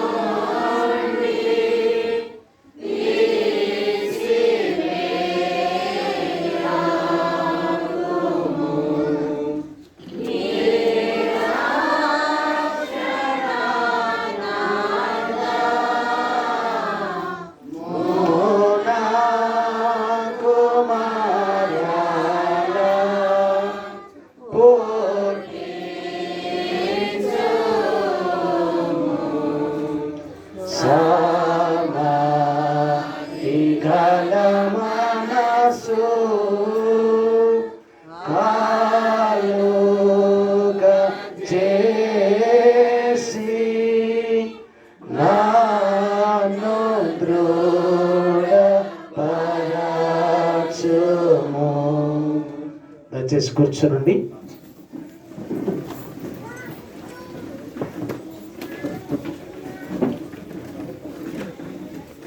ప్రభునందు ప్రియమైన వాళ్ళారా, కృతజ్ఞత కానుక చెల్లించేవారు మీరున్న ప్రదేశం నిలబడండి. పెద్దలు వచ్చి కానుక మీ దగ్గర తీసుకుంటారు. మీరు అలా నిలబడితే నేను ప్రార్థన చేస్తాము. కృతజ్ఞత కానుకలు అర్పించుకోరు వారు దయచేసి లేచి నిలబడండి. మీ దగ్గరికి పెద్దలు వస్తారు, ఆ కానుక తీసుకుంటారు. నా దగ్గరికి తీసుకొస్తాను, నేను ప్రార్థన చేస్తాను. కృతజ్ఞత కానుక అర్పించబడుతుంది. కృతజ్ఞత కానుక అర్పించుకోరు వారు పెద్దలు మీ దగ్గరకు వస్తున్నారు. మీ కానుక తీసుకుని నా దగ్గరకు వస్తాను, నేను ప్రార్థన చేస్తాను. ఎవరైనా కృతజ్ఞత కానుక వివిధ కానుకలు చెల్లించాలంటే కవర్స్ మన దగ్గర ఉన్నాయి. పెద్ద దగ్గర సోను బాబు దగ్గర ఉన్నాయి, కావాలి తడివి తీసుకోండి.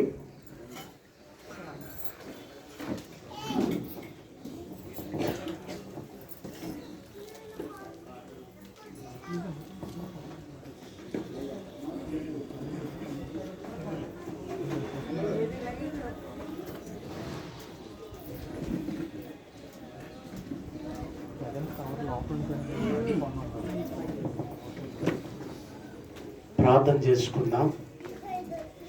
ఎవరు మాట్లాడొద్దు, పిల్లలు మాట్లాడొద్దు. ప్రార్థన చేసుకుందాం. తరడు మనసండి ప్రార్థన చేసుకుందాం. పరిశుద్ధుడైన దేవా, ప్రేమగైన తండ్రి, కృపగైన మా రక్షకుడా, మీ ఉన్నతమైన శ్రేష్టమైన నామానికి వందనాలు నాయన. కృతజ్ఞత చెల్లిస్తూ మీ బిడ్డలు అర్పించిన ఈ కానుకలను బట్టి ప్రత్యేకంగా మీ సన్నిధిలో ప్రార్థన చేస్తున్నాం. శ్రేష్టమైన ప్రతి ఈవియు, సంపూర్ణమైన ప్రతి వరమును, పరసంబంధమైన జ్యోతిర్మయుడగు మీ యొద్ద నుండి వచ్చును నాయన. కృతజ్ఞత చెల్లించిన ప్రతి బిడ్డను జ్ఞాపకం చేసుకోండి.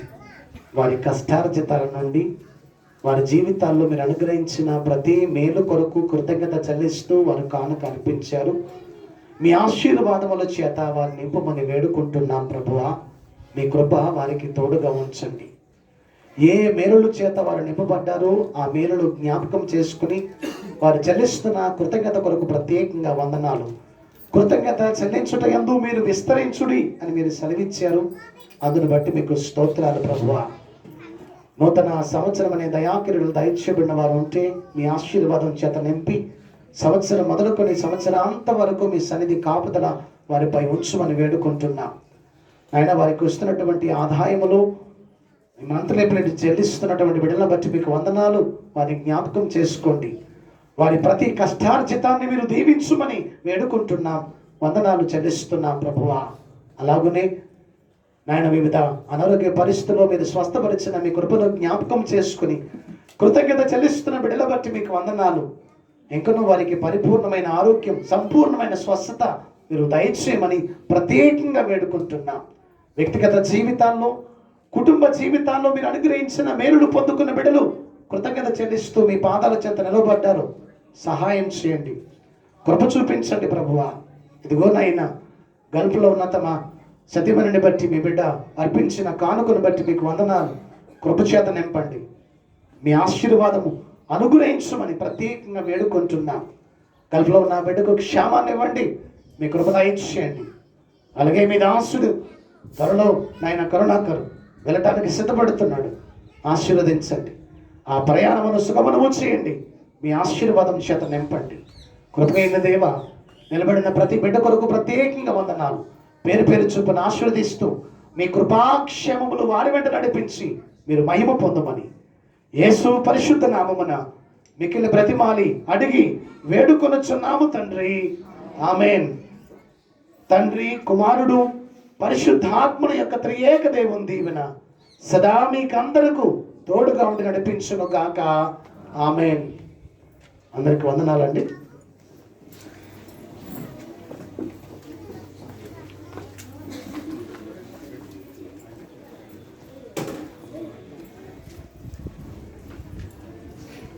సంఘ కానుకలు సమర్పిస్తుండగా యాంజల్ ఒక ప్రత్యేక పాట పాడుతుంది.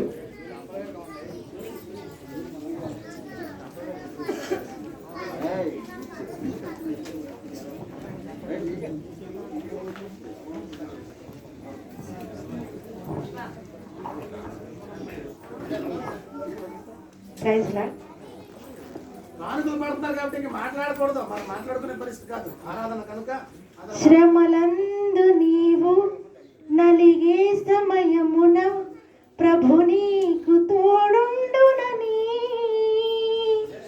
యోచించలేదా, గమనించలేదా, ఇమ్మానుయేలుండునని, ఇమ్మానుయేలుండునని. శ్రమలందు నీవు నలిగే సమయమున ప్రభు నీకు తోడుండునని యోచించలేదా, గమనించలేదా, ఇమ్మానుయేలుండునని, ఇమ్మానుయేలుండునని. శ్రమలందు ఏలియాకు కాకూలము చేత ఆహారము పంపించలేదా, శ్రమలందు ఏలియాకు కాకూలము చేత ఆహారము పంపించలేవా. ఆనాడు నీకు జీవాహారముతో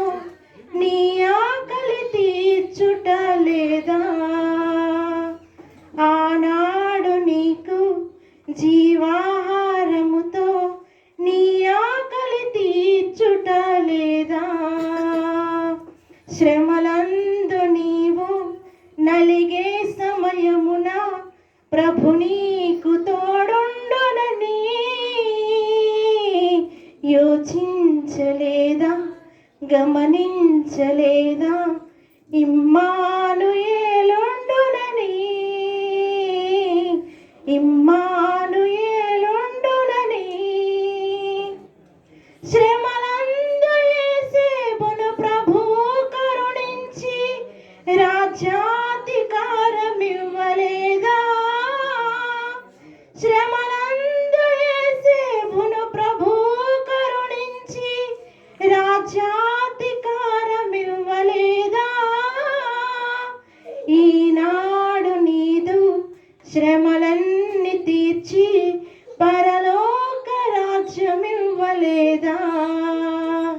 ఈనాడు నీదు శ్రమలన్నీ తీర్చి పరలోక రాజ్యమివ్వలేదా? శ్రమలందు నీవు నలిగే సమయమున ప్రభు నీకు తోడుండునని యోచించలేదా, గమనించలేదా? ఇమ్మానుయేలుండునని, ఇమ్మానుయేలుండునని.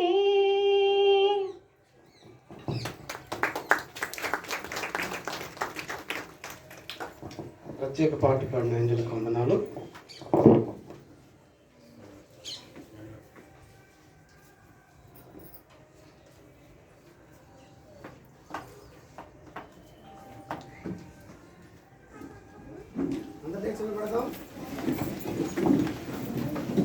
నీకేచు ఆర్పణలు నీవే మాగేచితివి, మాకున్న సకలాస్తు, మాకున్న సకలాస్తు మా ప్రభువాయని నీవే కదా. నీకిచ్చు అర్పణలు నీవే గురు గైకొనుమా. ప్రార్థన చేసుకుందాం.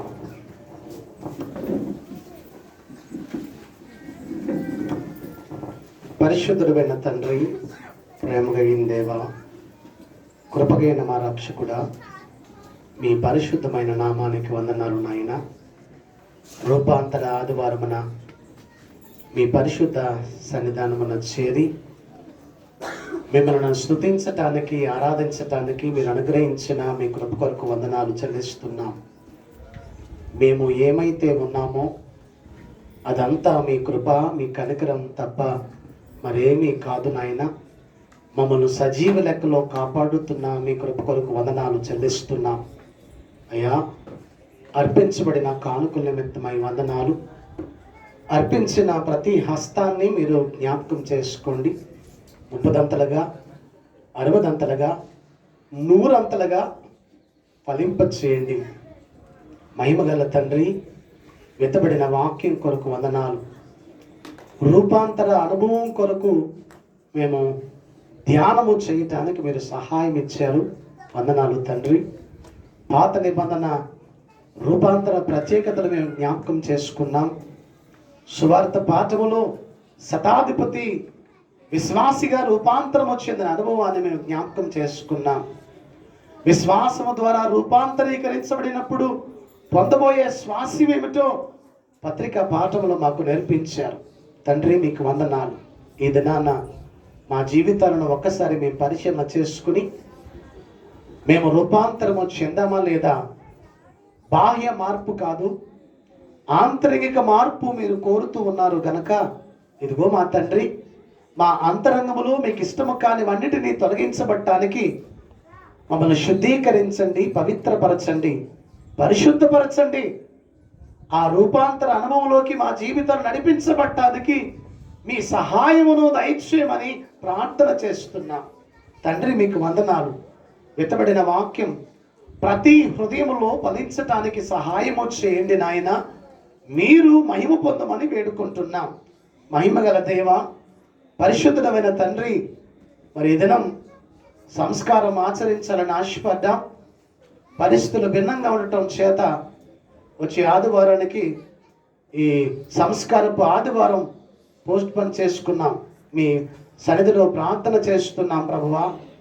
కృపగలిగిన దయామయుడ, ప్రేమ కలిగిన రక్షకుడా, పరిస్థితులన్నిటినీ మీ చేతికి అప్పగిస్తూ ఉండగా పరిష్కరించగలిగిన గొప్ప దేవుడవు, మాకు న్యాయము తీర్చగల సమర్థుడమైన తండ్రిగా మీ సన్నిధిలో మొరపెడుతున్నాం.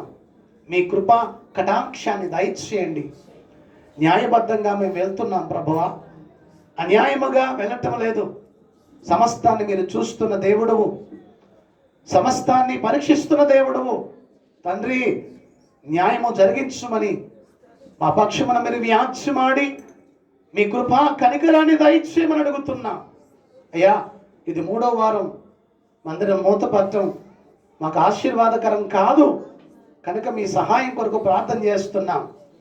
నా మందిరము సమస్త జనులకు ప్రార్థనా మందిరం అన్నావు నాయన. మరి ఈ మందిరం మూతపట్టం అయ్యా మా సంఘానికి శ్రేష్టం కాదు కనుక మీ సన్నిధిలో అడుగుతున్నాం ప్రభువా. మీ కనికరాన్ని చూపించండి, మందిరం తెరిపించండి, అధికారులతో మీరు మాట్లాడమని అడుగుతున్నాం ప్రభువా. ఏది న్యాయమో వారు గ్రహించడానికి మనసునేమని అడుగుతున్నాం. కృప చూపించండి ప్రభువా. తండ్రి, మీ సహాయం కొరకు అడుగుతున్నాం. ఎవరు నా మీద ఆనుకుంటారో వారిని పూర్ణ శాంతి గలవానిగా దీవిస్తాను అని సెలవిచ్చావు ప్రభువా. మీ సహాయం కొరకు మనవి చేస్తున్నాం. కృప చూపించండి. మా అందరి మనసులో ఉన్న వేదన, బాధ మీరు ఎరిగిన దేవుడు నాయన. మీ కనికరం కొరకు ప్రార్థన చేస్తున్నాం. అయ్యా, వచ్చే శుక్రవారం దైవ సన్నిధిలో ప్రార్థన చేయాలి. కృప చూపించండి. వచ్చే ఆదివారం మీ సన్నిధిలో ప్రభురాత్రి భోజన సంస్కారం ఆచరించడానికి కృప దయచేయండి ప్రభువా. సమస్త పరిస్థితులు మీరు చక్కదిద్దమని అడుగుతున్నాం. మీకు అసాధ్యమైంది ఏది లేదు ప్రభువా. కృప చూపించండి అయ్యా. మీకు అసాధ్యమైంది ఏది లేదు ప్రభువా. కృప చూపించమని అడుగుతున్నాం ప్రభువా. ఇదిగో మా తండ్రి, సంఘ సహవాసం దెబ్బతినకున్నట్లు కృప చూపించమని అడుగుతున్నాం. విశ్వాసులు చెదిరిపోకున్నట్లు కృప దయచేయమని అడుగుతున్నాం ప్రభువా. నాయనా, సహాయం చేయండి నాయనా. మరి మా తండ్రి, వారికి మేము ఏమి సమాధానం చెప్పాలి? మీ పాదాల చెంత మొరపెడుతున్నాం ప్రభువా. కనికరం చూపండి నాయన. ఇదిగో పరిస్థితిని అర్థం చేసుకుని మీ బిడ్డలు ఈ దినం ఆరాధనలో పాల్గొన్నారు. ఆరాధనలో పాల్గొన్న ప్రతి బిడ్డను మీరు జ్ఞాపకం చేసుకోండి అయ్యా. మీ కనికరము చేత నింపండి. మీ కృప వారికి దయచేయమని విజ్ఞాపన చేస్తున్నాం తండ్రి. మీ సహాయము చేత నింపండి ప్రభువా. తండ్రి, మీకు వందనాలు, స్తోత్రాలు. ఇదిగో మా తండ్రి, మా కొరకు ఈ పోలీసు వారు ప్రభువా కాపలా కాసే స్థితి వారు పొందుతున్నారు.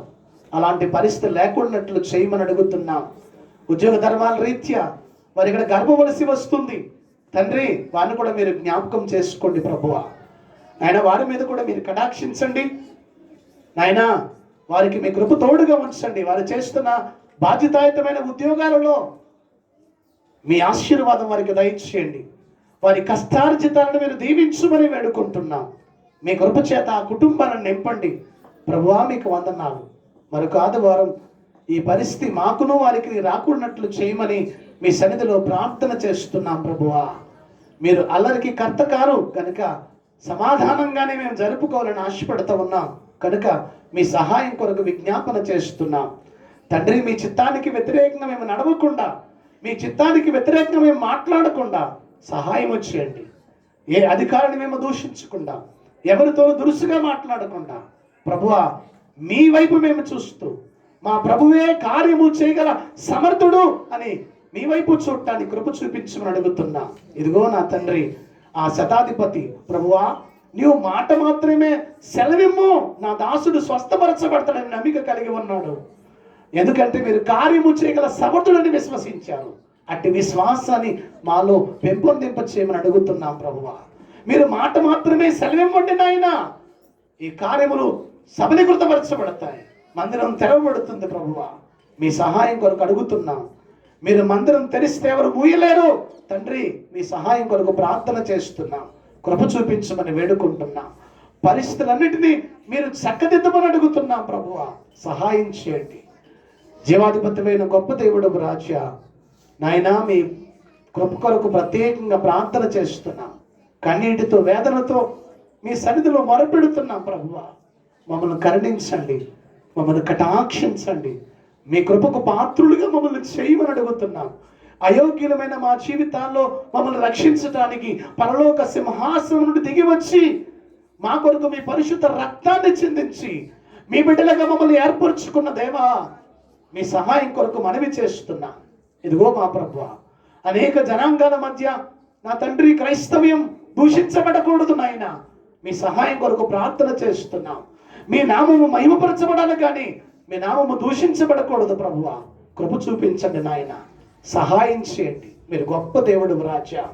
మీ కృప కొరకు మేము ప్రార్థన చేస్తూ ఉన్నాం.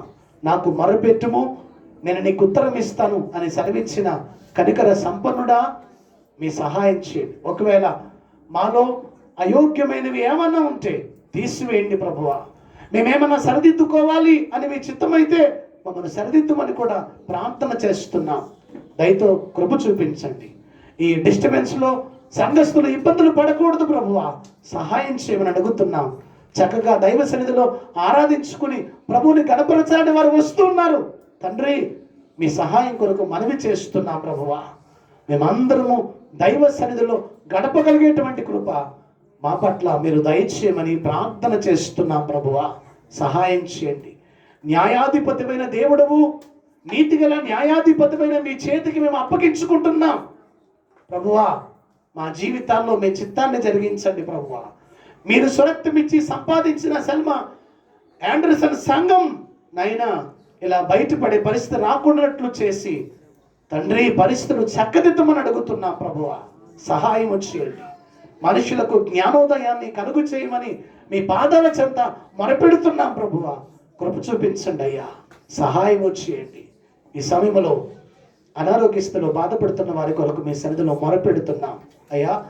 ప్రతి బిడ్డను మీరు జ్ఞాపకం చేసుకోండి నాయన. మీ కనికరము చేత నింపండి ప్రభువా. నిన్ను స్వస్థపరచు యెహోవా నేనే అని సెలవిచ్చిన గొప్ప దేవుడు రాజా. రాణి గారి కొరకు ప్రార్థన చేస్తున్నాం అయ్యా. మీ దాసురాన్ని స్వస్థపరచండి, ఆరోగ్యము చేత నింపండి, కృపతోడుగా ఉంచండి ప్రభువా. తొందరగా కోలుకోవాలి, మందిరానికి బిడ్డను నడిపించమని అడుగుతున్నాం. అలాగే రోజుమేరి గారిని జ్ఞాపకం చేసుకోండి. మోకాల పట్టులు సడలిపోతున్నాయి నాయనా, వారి కొరకు ప్రార్థిస్తూ ఉన్నాం. మీ దయగల గాయపడిన హస్తము చేత వారిని ముట్టండి ప్రభువా. ఆ మోకాలను బలపరచండి.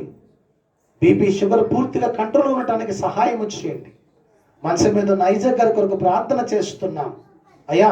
మీరు జ్ఞాపకం చేసుకోండి.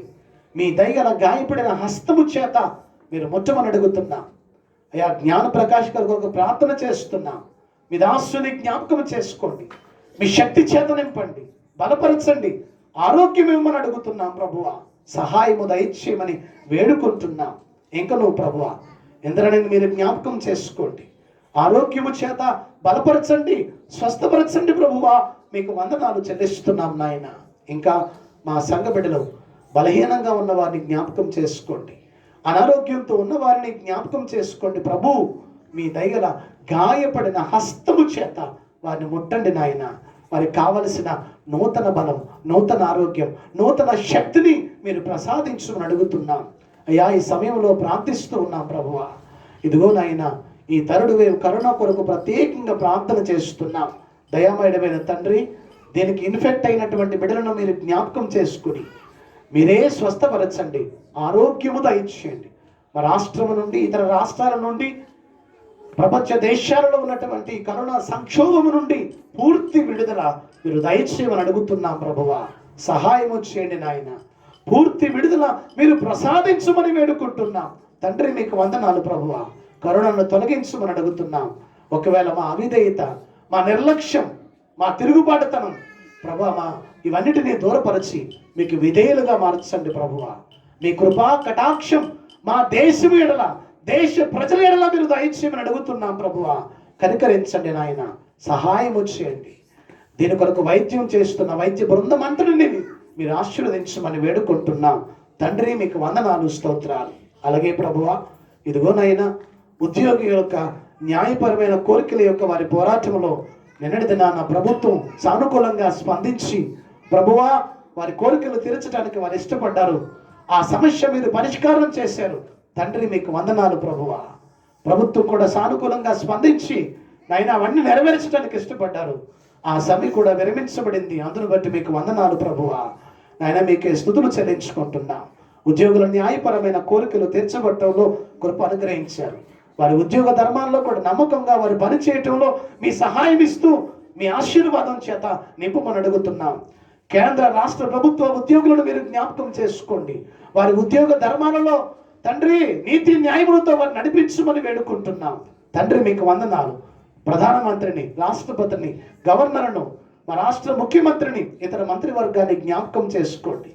వారికి మంచి ఆయురారోగ్యములు దయచేస్తూ, మంచి ఆలోచన ఇస్తూ, మంచి పరిపాలన దేశములో రాష్ట్రములో అందించబడటానికి మీ కృప దయచేయమని అడుగుతున్నాం. పేదవారి కొరకు ప్రార్థన చేస్తున్నాం. మాకైతే సమృద్ధికరమైన ఆహారం ఇస్తున్నారు, గృహవస్తు ఇచ్చారు, వస్త్రవస్తు ఇచ్చారు ప్రభువా. అవి లేక బాధపడుతున్న అనేక మంది బిడ్డల కొరకు ప్రార్థన చేస్తున్నాం. ఆహారం లేక చనిపోతున్న బిడ్డల కొరకు ప్రార్థన చేస్తున్నాం ప్రభువా. మీ కనికరాన్ని దయచేయండి నాయన. వారు పోషించబడటానికి కృప చూపించండి నాయన. వారికి ఆహారాన్ని మనం అడుగుతున్నాం ప్రభువా. తండ్రి మీకు వందనాలు నాయన.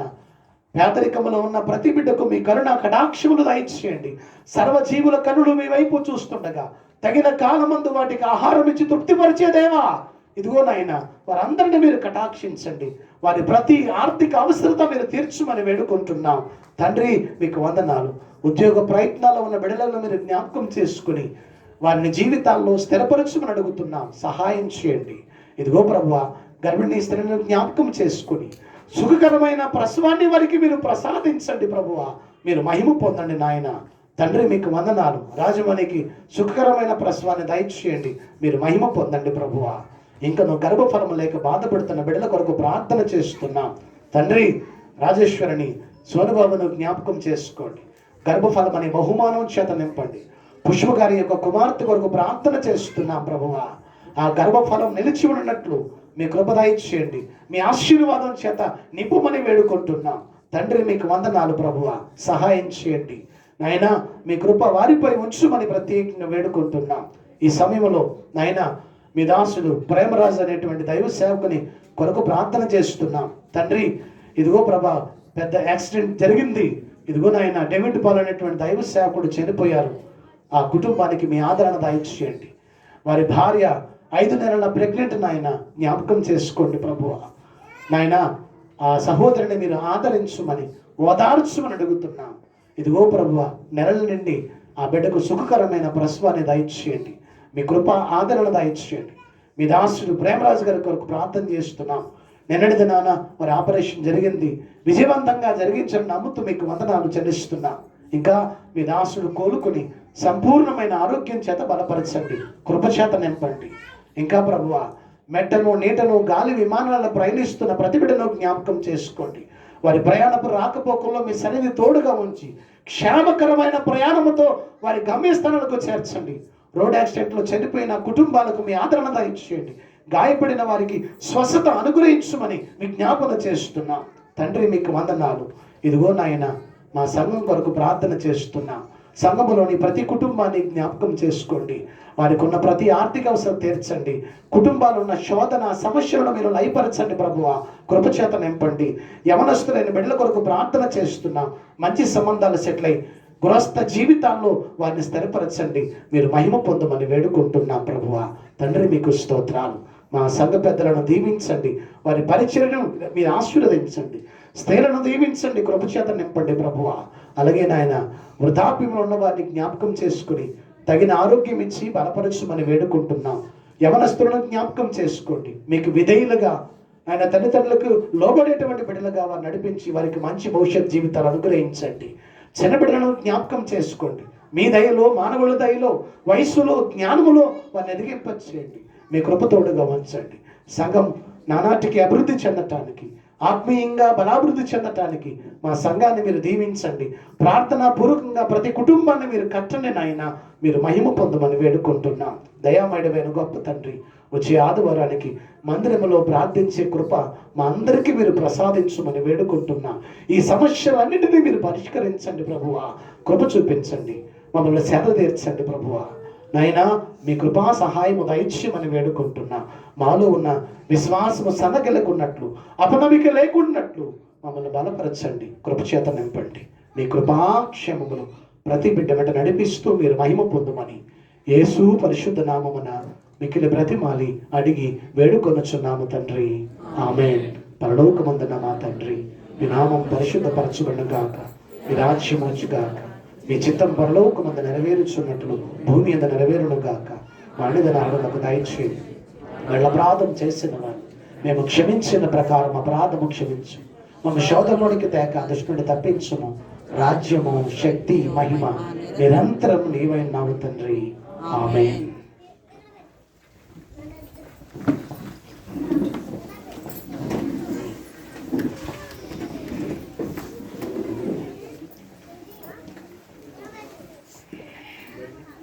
ప్రభునందు ప్రియమైన వారులారా, ప్రభు నామాన మీ అందరికీ వందనాలు తెలియజేస్తా ఉన్నాను. పరిస్థితుల యొక్క ప్రభావాన్ని బట్టి మరి ఎలాగన ఆరాధించుకోవాల్సిన మీరు కూడా ప్రార్థన చేయండి. మేమందరం ప్రార్థన చేస్తూ ఉన్నాం.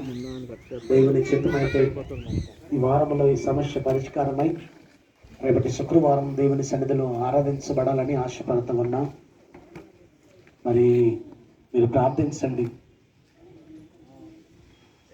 నేను ఒకటే మాట మీ అందరికీ జ్ఞాపకం చేస్తూ ఉన్నాను. న్యాయ ప్రకారంగానే మరి వెళ్తా ఉన్నాం. ఎందుకంటే ఒక దైవ సేవకుడు ఇక్కడ 7 సంవత్సరాలు చేసిన తర్వాత, ఆయన టర్మ్ అయిన తర్వాత ఇక్కడ నన్ను అపాయింట్ చేశారు. సుమారు 8 నెలల నుంచి నేను సర్వీస్ చేస్తూ ఉండగా మధ్యలో ఈ ఆటంకం ఏర్పడింది. మీరందరూ గమనించండి. మరొకసారి జ్ఞాపకం చేస్తూ ఉన్నాను. ఈ సంఘం 20 సంవత్సరాల క్రితమే ప్యారిష్గా చేయబడింది. ఇదే మిషన్ ఫీల్డ్ కాదు. ఒక సత్యాన్ని గమనించండి. సాధారణంగా ఇదేదో మిషన్ ఫీల్డ్ లేకపోతే ఇది ప్రత్యేకమైన కేటరీ అనే మాట మాట్లాడుతూ ఉన్నారు. అది తప్పు. మీరు గమనించండి. మా ఆల్మానిక్లో ఉంది. ఇంతకుముందు పనిచేసిన పాస్ట్ వాళ్ళందరూ 5 సంవత్సరాలు పనిచేసి వెళ్ళారు. ఇదే స్పెషల్ ఫీల్డ్ కాదు, కానీ స్పెషల్ ఫీల్డ్ అని చెప్తున్నారు తప్ప ఎవరు దీన్ని స్పెషల్ ఫీల్డ్గా కేటాయించలేదు. ఆయన ఆర్డర్ తీసుకొచ్చినప్పుడు కూడా ప్యారిస్ పాస్ట్గానే ఆర్డర్ తీసుకొచ్చాడు. ఆయన ఏం స్పెషల్ ఫీల్డ్ కాదు. కాకపోతే ఏంటంటే ఇవి చూడటానికి కేర్ టేకర్గా వేశారేమో తప్ప ఇప్పుడు ఆయన లేనప్పుడు ఆ అధికారం కూడా ఆయనకు లేదు. గమనించండి. సంఘం నలిగిపోకూడదు అనే బాధతోనే నేను ఒక మాట జ్ఞాపకం చేస్తా ఉన్నాను. న్యాయ ప్రకారంగా ఇక్కడ నేను అపాయింట్ చేయబడ్డాను. న్యాయ ప్రకారంగా 8 నెలల సర్వీస్ చేశాను. కానీ మధ్యలో ఏదో ఆర్డర్ పట్టుకొచ్చి ఇక్కడ ఇబ్బందుల పాలు చేస్తూ ఉన్నారు. కనుక ప్రార్థన చేయండి. దేవుని అడిగితే ఆయనకు అసాధ్యమైనది లేదు. ఈ పరిస్థితుల మూలంగా అనేకులకు మనం మరి ఒకలా మాట్లాడుకునే పరిస్థితి రాకూడనట్లు చేయి ప్రభువా. సెల్మా ఆండర్సన్ సంఘంలో మరి ఎంతవరకు ఎటువంటి సమస్య లేదు, కానీ ఇప్పుడు ఏర్పడింది. కానీ ఇప్పుడు ఈ పరిస్థితిని నీవే చేయగలవు ప్రభువా అని ప్రార్థన చేద్దాం. ఆయన చేతికి అప్పగించుకుందాం. దయచేసి మీ అందరూ ప్రార్థన చేయండి. సంఘం ప్రార్థిస్తే దేవుడు గొప్ప కార్యాలు చేస్తాడు. చెరసాలలో ఉన్న పేతురును బయటకు తీసుకొచ్చాడు. అత్యాసక్తితో ప్రార్థన చేయగా నా మనవి ఏంటంటే మీ అందరికీ ప్రేమపూర్వకంగా కోరత ఉంది. దయచేసి అందరూ ప్రార్థన చేయండి. ప్రభువా, ఇలా బయట కాకుండా మందిరంలో ఆరాధన చేయాలి. 3 వారాల నుంచి మందిరం తెరకపోవటం విచారకరం. తాళాలు మన దగ్గర ఉన్నప్పటికీ నిన్న స్టేషన్లో ఆయన చెప్పిన మాట, మందిరం తెరిస్తే ఊరుకోవండి అని చెప్పాడు ఆయన. కనుక చాలా బాధాకరంగా ఉంది. దయచేసి గమనించండి. మందిరం తెరవాలని మేము ఉద్దేశించాం. మందిరం తలుపులు తెరిస్తే ఊరుకోమండి అని చెప్పాడు ఆయన పోలీసు వారి దగ్గర. కనుక ప్రార్థన చేయండి. మనుషుల హృదయాలు కదిలించబడాలి. దేవుని నామాన్ని అపహాస్యం జరుగుతుంది అనే సత్యాన్ని వారు గుర్తెరగాలి. కనుక దయచేసి మీరందరూ ప్రార్థన చేయాలని ప్రేమపూర్వకంగా మనవి చేస్తున్నా. మీరిచ్చిన ఈ సహకారం కొరకు మీ అందరికీ ప్రత్యేకమైన వందనాలు. ఎవరికైనా అనారోగ్యంగా బాగోకపోయినా దయచేసి మీరు తెలియజేస్తే వారి కొరకు తప్పక నా అనుదిన ప్రార్థనలో మీ కొరకు ప్రార్థన చేస్తాం, అలాగే సంఘంలో ప్రార్థన చేస్తాం.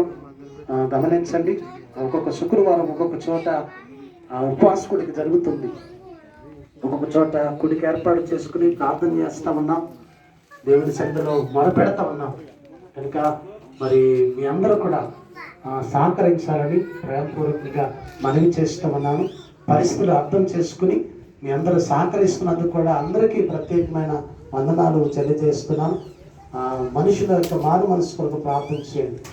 దేవుని మందిరం మూతపడటానికి ఇష్టపడే స్థితి కాదు, దేవుని సన్నిధి తెరవబడి ఆరాధించే పరిస్థితి రావాలని మేము ఆశపడతా ఉన్నాం.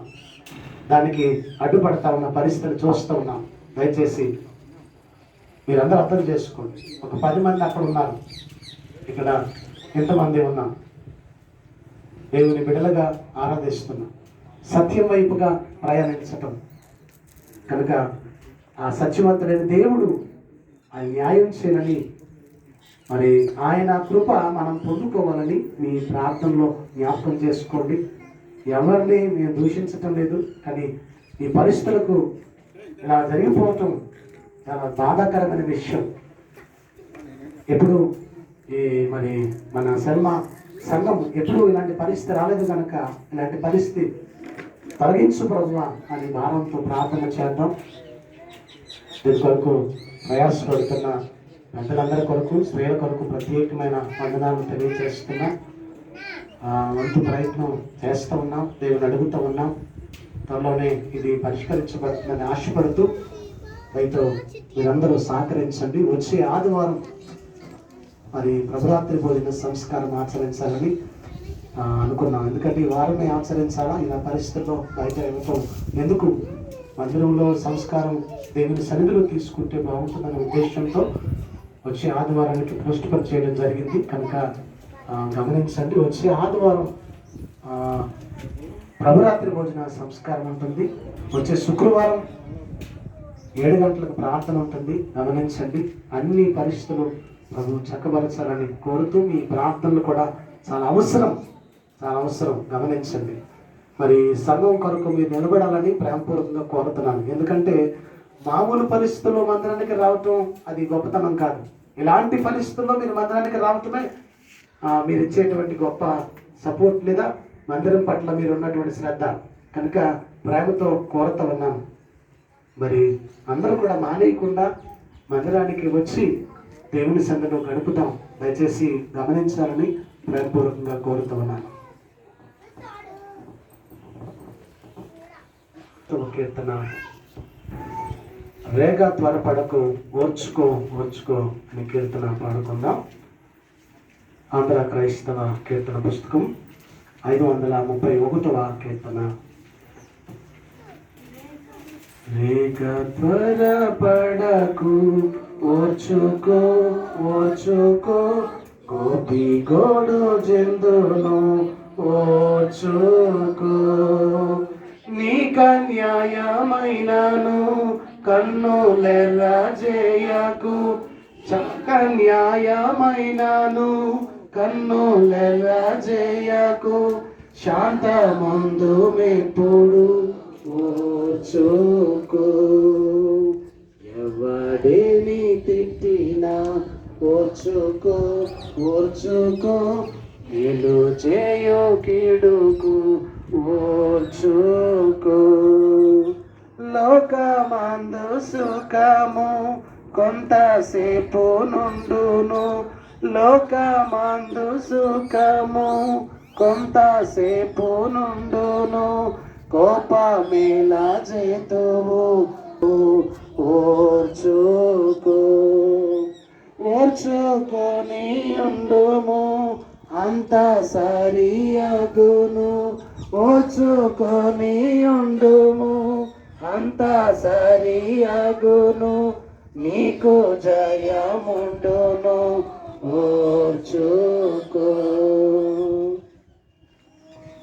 ప్రభు నిన్ను ఆశీర్వదించి నన్ను కాపాడుగాక.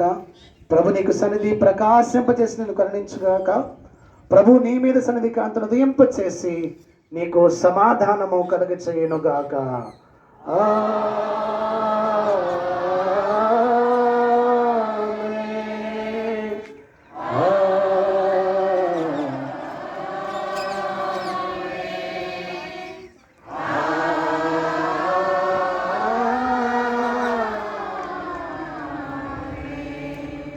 ప్రభువా మమ్మును దీవించి పంపుము నీ కృపనందించి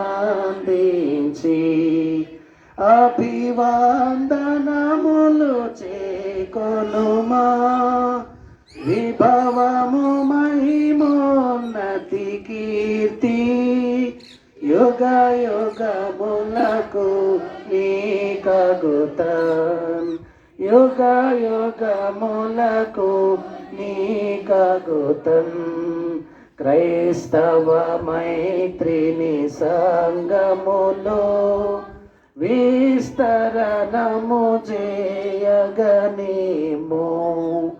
నేస్తవ భావములో కములో నెరపగదయగనుమో కీర్తి యుగ యుగములకు నీకగుతం. యుగ యుగములకు నీకగుతం. అందరికీ వందనాలండి.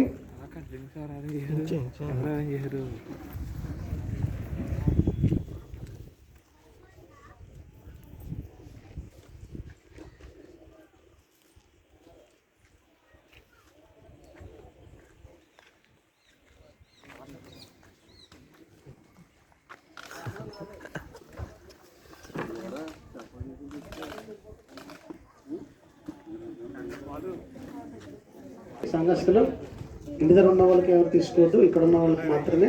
కనుక